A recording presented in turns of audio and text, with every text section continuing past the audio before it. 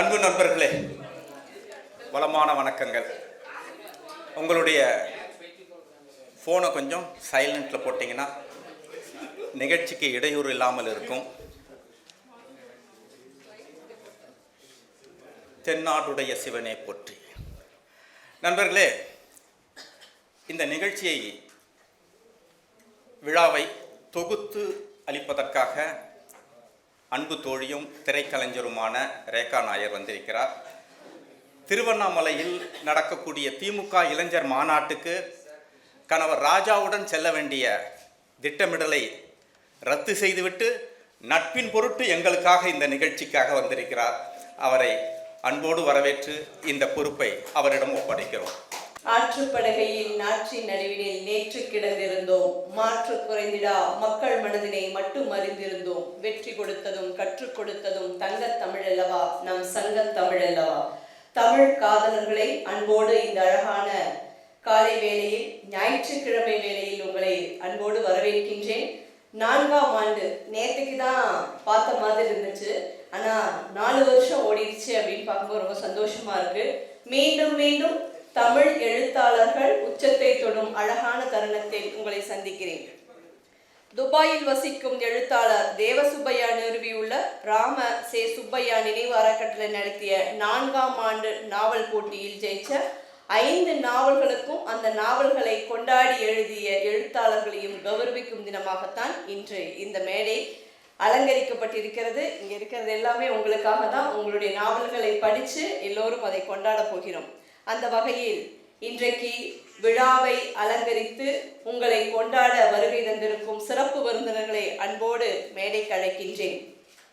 பெண் எழுத்தாளர்களில் மிக முக்கியமானவர், மற்ற பெண் எழுத்தாளர்களைப் போல இல்லாத முக்கியமானவர் என்பது குறிப்பிடத்தக்கது.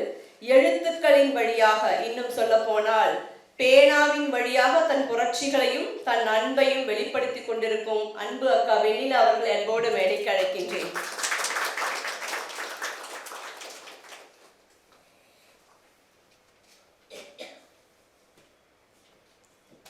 எழுத்தாளரும் அறக்கட்டளை நிறுவனமான தேவசுப்பையா அறக்கட்டளையின் ஒருங்கிணைப்பாளர் எழுத்தாளர் அமிர்தம் சூர்யா இப்போதைக்கு புதுசா ஒரு நாவல் எழுதி நம்ம எல்லாம் கவர்ந்து இருக்கிறார்.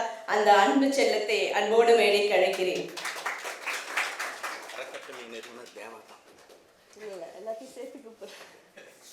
அறக்கட்டளையோட நிறுவனர் தேவாவா இருந்தாலும் தேவாவை தொடர்ந்து வழி நடத்தி கொண்டிருப்பவர். அதனால உங்களை அப்படி கூப்பிட்ட தேவா அவர்களை அன்போடு மேடைக்கு அழைக்கிறேன்.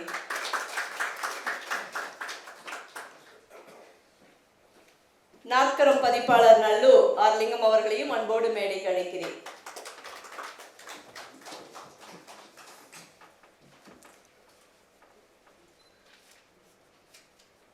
இப்பொழுது வருகை தந்திருக்கும் சிறப்பு விருந்தினர்களுக்கு தேவசுப்பையா பயனாடை போர்த்தி வரவேற்பார்கள்.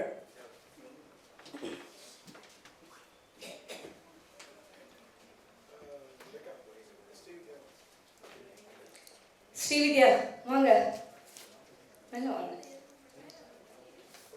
பொன்னாடு பத்திருக்கு.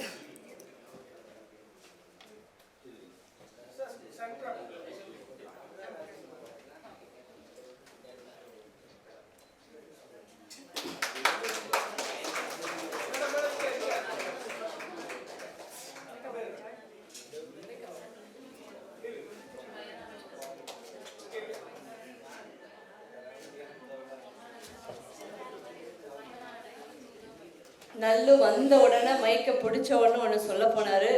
உங்களுடைய அலைபேசியில் நீங்களும் அலைந்து கொள்ளாமல் அதையும் அலைய விடாமல் அணைத்து விட்டால் நிகழ்ச்சிக்கு எல்லோரும் ஒத்துழைப்பாய் நான் நினைப்பேன். ஏன்னா ஃபோன்லேயே நிறைய பேர் இருக்கீங்கன்னு சொன்னாங்க. பல இலக்கிய அமைப்புகள் நாவல் போட்டி அறிவித்து சரியான நேரத்தில் முடிவை அறிவிக்க முடியாமல் திணறுகிறது. காலதாமதமாகிறது. ஆனால் 4 வருடமாக தொய்வின்றி சீராக இந்த போட்டிகள் வெற்றிகரமாக இந்த நடக்க நடுவர்கள் தான் காரணம். அந்த விதமான சிறப்பு நடுவர்களின் கருத்துரையை தற்போது கேட்கவிருக்கின்றோம். முதலில் நெல்லையிலிருந்து வருகை தந்திருக்கும் எழுத்தாளர் விமர்சகர்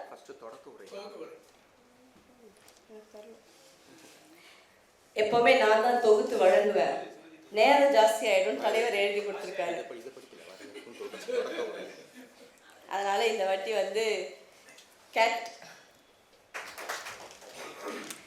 இப்போ நம்ம ஆவலாக எதிர்பார்த்துட்டு இருக்கிற பலரால் வாசிக்கப்பட்ட பலமுறை வாசிக்கப்பட்ட பரிசு பெற்ற நாவல்களுக்கு நம்ம வந்து சிறப்பு செய்யறது, அந்த நாவல்களுக்கே நம்ம சிறப்பு செய்கிறோம்.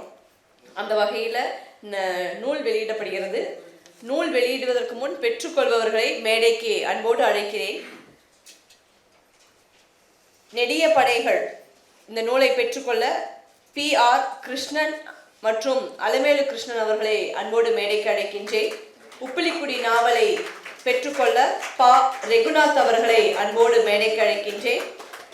வெப்புல் நாவலை பெற்றுக்கொள்ள திரு ஜெயாநவி அவர்களை அன்போடு மேடைக்கு அழைக்கின்றேன். போத்து நாவலை பெற்றுக்கொள்ள திரு ஜம்புலிங்கம் அவர்களை அன்போடு மேடைக்கு அழைக்கின்றேன். பதிலி நாவலை பெற்றுக்கொள்ள கவிஞர் நிமோஷினி அவர்களையும் அன்போடு மேடைக்கு அழைக்கின்றேன்.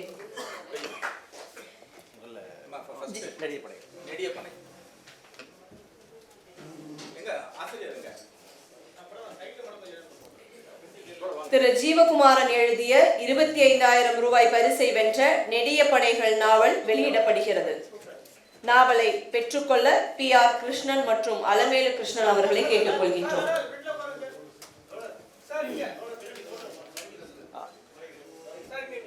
இல்ல போட்டோ முடிச்சிட்டோம், அப்புறம் வீடியோ சரிங்களா?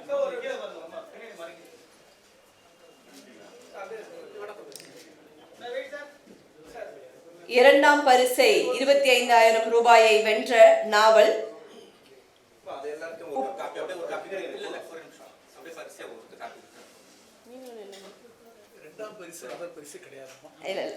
இரண்டாவது சரி விருது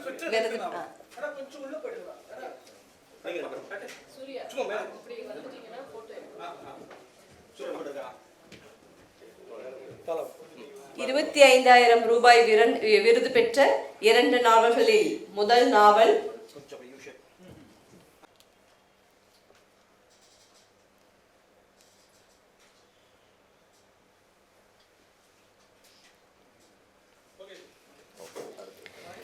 அடுத்து 25,000 ரூபாய் பரிசு பெறக்கூடிய நாவல் அண்டனூர் சுரா எழுதிய உப்புலிக்குடி என்ற நாவல் வெளியிடப்படுகிறது. அதை பெற்றுக்கொள்ள ரகுநாத் அவர்களை அன்போடு கேட்டுக்கொள்கின்றோம்.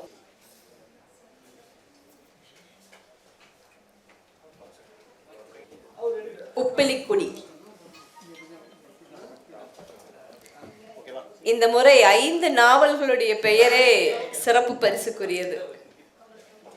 சுந்தர் எழுதிய தேர்விற்குரிய நாவலான வெப்புல் என்ற நாவல் வெளியிடப்படுகிறது. வெப்புல் நாவலை பெற்றுக்கொள்ள திரு ஜெயாநவி அவர்களை அன்போடு கேட்டுக்கொள்கின்றேன்.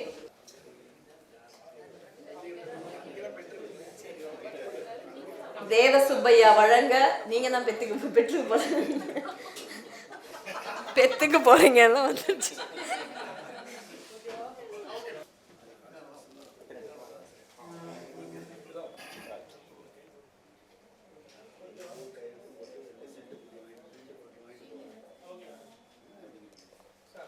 வானவன் அவர்கள் எழுதிய போத்து என்ற நாவல் வெளியிடப்படுகிறது. தேவசுப்பையா அவர்கள் வெளியிடுகிறார்கள். போத்து பெற்றுக்கொள்ள திரு ஜம்பலிங்கம் அவர்களை அன்போடு கேட்டுக்கொள்கின்றோம். குடும்பத்தோட வாங்க வாங்க, எப்பவாவது தான் இந்த மாதிரி ஒரு போட்டோ கிடைக்கும். வாமான்னு அவர் பொண்டாட்டி அவரு கூப்பிடணும்.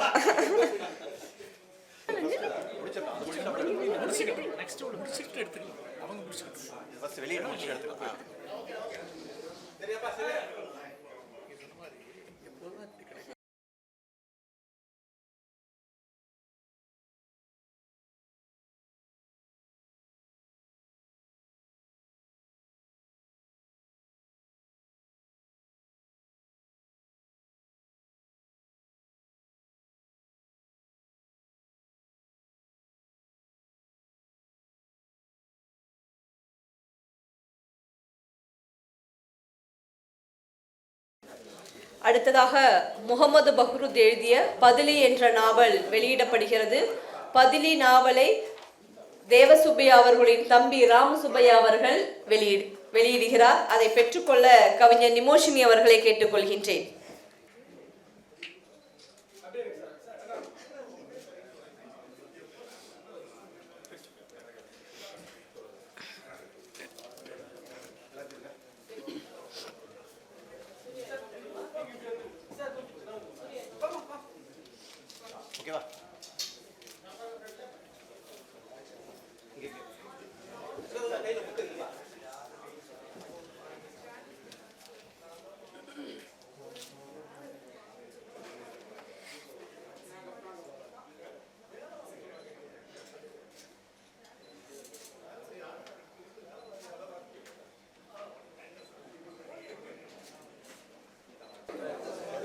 வெளியிட்டவர்களுக்கும் பெற்றுக்கொண்டவர்களுக்கும் மிக்க நன்றி. அடுத்ததாக, ஊர் விட்டு ஊர் போனாலும் கண்டம் விட்டு கண்டம் போனாலும் வாசிப்பவர்கள் எப்போதும் வாசித்து கொண்டே இருப்பார்கள், நேசிப்பவர்கள் நேசித்து கொண்டே இருப்பார்கள். நாவலை படிச்சுட்டு அப்புறம் கூட பேசலாம். அந்த வகையில் துபாய் போனால் என்ன, அமெரிக்கா போனால் என்ன, எனக்கு தமிழ் பிடிக்கும், தமிழர்களை பிடிக்கும், வாசிக்கிறது பிடிக்கும். அந்த வாசிப்பின் மூலமாக எதையாவது செய்யணும்னு நினச்சி அதன் மூலமாக தேவசுப்பையா இன்னைக்கு 1 லட்சம் ரூபான்னு சொல்கிறாங்க இல்லையா, அதற்கல்ல மதிப்பு. இத்தனை லட்சம் மனிதர்களை தன்னுள் கொண்டிருக்கார் இல்லையா, அவருக்காக இன்னைக்கு வந்திருக்கீங்க. அவர் சொன்ன அமிர்தம் சூர்யாக்காக வந்திருக்கீங்க. இதை, இந்த தமிழர்களை, இந்த இலக்கியவாதிகளை, இந்த கவிஞர்களை சம்பாதித்த தேவசுப்பையா இப்பொழுது வாழ்த்துரை வழங்குவார். எல்லாரையும் பிடிக்கும், ஆனால் அப்பாவை ரொம்ப பிடிக்குங்கிறதுனால தான் இந்த விழா வந்துட்டுருக்கு. விழாவுக்கு வந்திருக்கும் அனைவரும் வருக வருக என வரவேற்கிறேன். ஒருங்கிணைத்த சூர்யானன் மற்றும் நல்லு ப்ரோ அவர்களுக்கு என்னுடைய நன்றி, வணக்கம். வெற்றி பெற்றவர்களுக்கு என் வாழ்த்துக்கள். ராமசேய சுப்பையா அறக்கட்டளையோட இந்த 4ஆம் ஆண்டு விழாவில் எப்பவுமே ஒரு விஷயம் நடக்குது அப்படின்னா அதுக்கு ஒரு ஒரு ஆடட் வேல்யூ வரணும், கிடைக்கும். அந்த ஆடட் வேல்யூவாக இந்த விழாவில் இந்த ராமசேய சுப்பையா அறக்கட்டளை மூலமாக நாங்கள் 3 ஆண்டு போட்டிகள் நடத்தி இது 4ஆம் ஆண்டு நடத்துகிறோம். இந்த மேடையில் இது ஒரு ஆடட் வேல்யூவாக ஆனதுக்கு காரணம் இலக்கியம்னு நீங்கள் வகைமை பிரிச்சிங்கன்னா அதில் கவிதை, கட்டுரை, நாவல், வரலாற்று நாவல், இது எல்லாமே இருக்குது. மில்லேனியல் பார்ன் சைல்டுன்னு சொல்லுவாங்க. 1970s பிறந்தவங்க. 1970s பிறந்தவங்களுக்கு நிறைய சிக்கல் இருக்குது.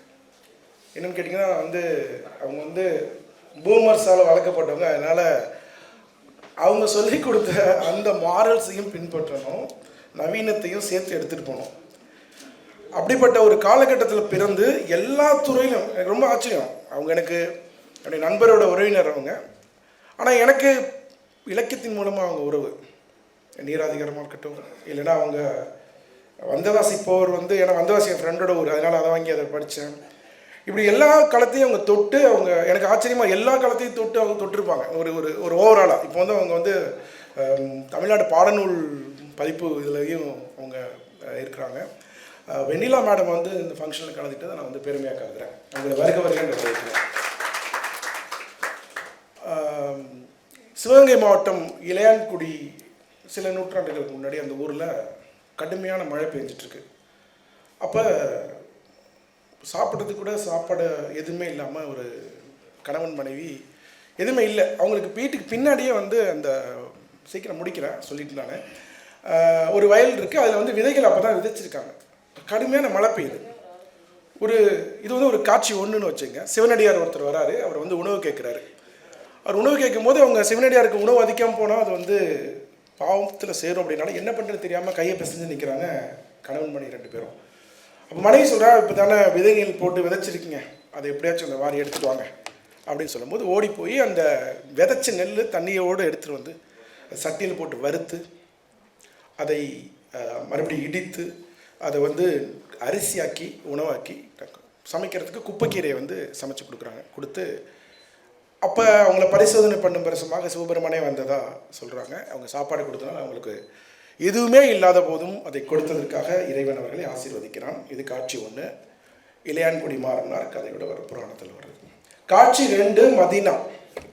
ரசூலுல்லாஹ் ஸல்லல்லாஹு அலைஹி வஸல்லம் உணவருந்து வராங்க. அவங்களுக்கு அவங்களோட மனைவியார் ஆயிஷா நாயகம் கறியை சமைச்சு வைக்கிறாங்க. இவர் வரும்போது அதனுடைய அளவு குறைஞ்சிருக்கு, கம்மியாக தான் இருக்குது, பீசஸ் இல்லை. அப்போ அவங்க சொல்கிறாங்க, நான் உங்களுக்காக நிறைய செஞ்சுருந்தேன். ஒரு வறியவன் ஒருத்தன் சாப்பாடு கேட்டான், அது எல்லாத்தையும் கொடுத்துட்டேன், எனக்கு கொஞ்சம் தான் இருக்குது. அதுக்கு முகமது நபி ஸல்லல்லாஹு அலைஹி வஸல்லம் சொல்கிறாங்க, நீ எனக்கு கம்மியாக கொடுத்தாலும் நீ நிஜத்தில் நிறைவாக கொடுத்திருக்கிறாய். இது காட்சி 2. காட்சி 3 தான் ஹைலைட்.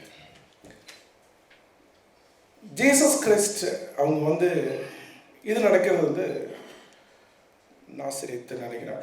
ஓகே, அவங்க போயிட்டு இருக்கும்போது ஒரு வறுமை நிறைந்த ஒரு ஏழை நிறைந்த ஒரு வீட்டுக்கு சாப்பிட போயிட்டாரு. அவங்க கொடுத்த காசு 1 காசுக்குள்ள 2 காசுக்குள்ள. அப்போ ஒரு ஐஸ்வர்யவன் கேட்குறான், நான் உங்களுக்கு எவ்வளோ கொடுத்தனே, நீங்கள் என்கிட்ட வந்து என்னோடய வீட்டில் வந்து போஜனம் பண்ணலையே, நீங்கள் வந்து அங்கே போய் போஜனம் பண்ணீங்களே, அவங்க வந்து 2 காசு தானே கொடுத்தாங்களே. இந்த விடை தான் நிறைய கேள்விகள். இந்த இந்த இலக்கிய அமைப்பு இது நடத்தி இது மூலமாக நடத்தும் போது முதல்ல வந்து when it's monetary எல்லாருமே கொஸ்டின் பண்ணுவாங்க, உங்களுக்கு பணம் எங்கேருந்து வருது, ஏன் இதை சும்மா செய்யணும், எதுக்காக பண்ணணும், இப்படி நிறைய கேள்விகள் வரும். அப்போ உங்களுக்கு அடுத்து ஒரு அடைப்புக்குள் அடைக்கிறதுக்கு பார்ப்பாங்க. ஒரு இலக்கிய அமைப்பாக இருக்கலாம், இல்லைன்னா ஒரு மதம் சார்ந்த அமைக்கலாம், இல்லை சாதி அமைப்பாக இருக்கலாம், இல்லைன்னா வேறு ஏதாச்சும் ஒரு கட்சி சார்ந்த ஒரு அரசியலுக்கு அடைக்கிறதுக்கான அதன் மூலமாக தான் வரணும். இப்போ எந்தவித அடையாளமுமே இல்லாமல் ஒரு விஷயம் நடந்துட்டு இருக்கும்போது இந்த கேள்வி வருது, இப்போ ஏன் அப்படின்னு. அப்போ இப்போ ஜீசஸ் கிறிஸ்து சொன்ன பதில் தான் என்னோட பதில். நீ இருப்பதில் இருந்து கொடுத்தாய், அவள் இருக்கும் எல்லாவற்றையும் கொடுத்தாய். அவள் கையில் இருந்த தன்னிடம் முழுமையும் கொடுத்ததுனால தான் அவள் வீட்டுக்கு நான் சாப்பிட போனேன். உன்கிட்ட இருக்க எல்லா சொத்தையும் விற்று ஏழைகளை கொடுத்தா தான் உன்னோட சொர்க்கவாசத்தை இருக்கும். இந்த விழாவில் ஒரே ₹1 கூட வந்து எந்த இடத்துலையும் நன்கொடையாக நான் வாங்கலை. ₹1 கூட நன்கொடையாக வாங்கலை. நேற்று கூட சூர்யாண்ணன் கூட இந்த உரையாடல் நடந்துட்டு இருக்கும்போது இது வந்து ஆத்மார்த்தமான பணியா, இல்லை இலக்கிய சேவையா, இல்லை அப்பா மேலே இருக்க ஒரு மிகுந்த அன்புல நம்ம செய்கிறோமா, இது எல்லாம் சேர்ந்தது தான். உங்களுக்கு மிகுதியான அன்பு உங்கள் உறவுகள் மேலேயும் நட்புகள் மேலேயும் இருக்குது அப்படின்னா அதை வெளிக்காட்டுறதுக்கு உங்களுக்கு தேவையான உங்களுக்கு நீங்கள் இருக்கக்கூடிய ஒரு துறையில் ஒன்று செய்ய முடியும் அப்படிங்கும்போது அதை நம்ம முழுமையாக செய்கிறோம். அப்போ எனக்குள்ளே ஒரு கேள்வி இருந்துச்சு, நான் வந்து ஒரு மாதிரி ஊதாரியா, இதை சேர்த்து வச்சா என்னால் ஒரு இடம் வாங்கி வைக்க முடியாதா, இல்லை நான் ஒரு கார் வாங்க முடியாதா அப்படின்லாம் யோசிக்கும் போது எனக்கு கிடைச்ச பதில் இதுதான். இதனால் எதை நீ கொடுக்கிறாயோ அது உனக்கு ரெட்டிப்பாக திருப்பி வரும். எனக்கு வந்திருக்கு, நான் கொடுக்கும்போது அது எனக்கு ரெட்டிப்பாக வெவ்வேறு விதத்தில் எனக்கு திருப்பி வருது. இப்போ இலக்கியத்தின் மூலமாக இதை கொடுக்குறோம் அப்படின்னு செய்கிறோம் அப்படிங்கும்போது ஏன் இலக்கியம் ஏன் வாசிக்க வேண்டும், இலக்கியம் அல்லது ஒரு வாசகன் ஏன் ஒருத்தன் வாசகனாக இருக்கணும், இல்லைன்னா இலக்கியம் எதுக்கு நமக்கு வாழ்க்கையில் தேவை. எனக்கு இந்த எழுத்தாளர்கள் இலக்கியவாதி, நான் வெகுஜனத்தின் பிரதிநிதி, நான் ஒரு ரசிகன், நான் ஒரு வாசகன். நான் முதலில் அந்த இடத்துல இருந்து அதை பார்த்து அதில் இருக்க சரித்த புகழ் தெரியும். ஒரு மிகச்சிறந்த நிபுணனை விட ஒரு வாசகனுக்கு தெரியும். பல சுப்புடுன்னு ஒரு இசைக்கவிஞர் இருந்தார், அவருக்கு இசை தெரியும், ஆனால் அவரை மாதிரி விமர்சகர் பண்ண. அப்போ ஒரு இலக்கியத்தில் இருக்கிற ஒரு சிறிய முரண்பாடை நான் பார்க்கறது, வெகுஜனத்தால் தொடப்படாத வார்த்தைகளையும் வெகுஜனத்துக்கு அருகிலே போகவும் நீங்கள் அஞ்சுகிறீர்கள். அது வெகுஜனத்தோடு பரிச்சயப்பட வைக்க வேண்டும். வெகுஜனம் இங்கே இருக்கிற எல்லாருமே எழுத்தாளர்களாக இருக்கிறீங்க, இங்கே இருக்கிற எல்லாருமே ஒரு சில பேர் வாசிக்கிறவராக இருக்கீங்க, பெரும்பாலும் இலக்கியத்துக்குள்ளே இயங்குகிறா இருக்கீங்க. ஒரு சாதாரண ஒரு வேற ஒரு தொழிலில் இருக்கிறவனை எப்படி வாசிக்க வைக்கிறது, அவனை எப்படி இந்த துறைக்குள்ளே கொண்டு வருது, இதே பரிச்சயப்படாத தொகையை போடுது. சினிமா நடிகர்களுக்கும் மற்ற என்ன பிற துறையில் இருக்கவங்களுக்கும் ஒரு கவர்ச்சி இருக்கும்போது அதை விட மிகப்பெரிய கவர்ச்சி இன்று புத்தகங்கள் இல்லாத ஒரு மனிதனுடைய வாழ்க்கையே கிடையாது. அப்படின்னு இருக்கும்போது ஏன் இலக்கியம் வெகுஜனத்தை விட்டு தூர போகுது? பைபிளாக இருக்கட்டும், குரானா இருக்கட்டும், இல்லை பகவத்கீதையாக இருக்கட்டும், என்ன மத புத்தகம், அது ஒரு புத்தகம், அதை படைத்த ஒரு படைப்பாளி, அதை யாரோ ஒரு எழுத்தாளர் எழுதியது. எழுத்து இல்லாமல் இந்த உலகத்தில் எதுவுமே இயங்கலை. இலக்கியம் இல்லாமல், கலை இல்லாமல், பண்பாடு இல்லாமல் நம் சமூகம் ஒன்றுமே ஆனாலும் கேரளாவோடு ஒப்பிடும்போது, வெஸ்ட் பெங்காலோடு ஒப்பிடும்போது, ஏன் தமிழ்நாட்டில், ஏன்னா இலக்கிய மேட்டிமைத்தனம் இங்கே இருக்கிறத நான் கருதுகிறேன். இலக்கியவாதிகள் தங்களை வேற்றுக்கிரகவாசிகளாக கருதிக்கொள்ள ஒரு போக்கு நிகழ்ந்துட்டு இருக்கு. நீங்கள் வெகுஜனத்தோடு அருகு செல்ல வேண்டும், அவருடைய வார்த்தைகளை பேச வேண்டும். நான் எத்தனை புத்தகம் வாசித்தேன் என்று சொல்லி அவளை நீங்கள் என்னுடைய மேதாவித்தனத்தை நீங்கள் காட்டும் போது அவன் அது வேற இன்னும் எனக்கு சம்பந்தம் இல்லது நினைக்கிறான்.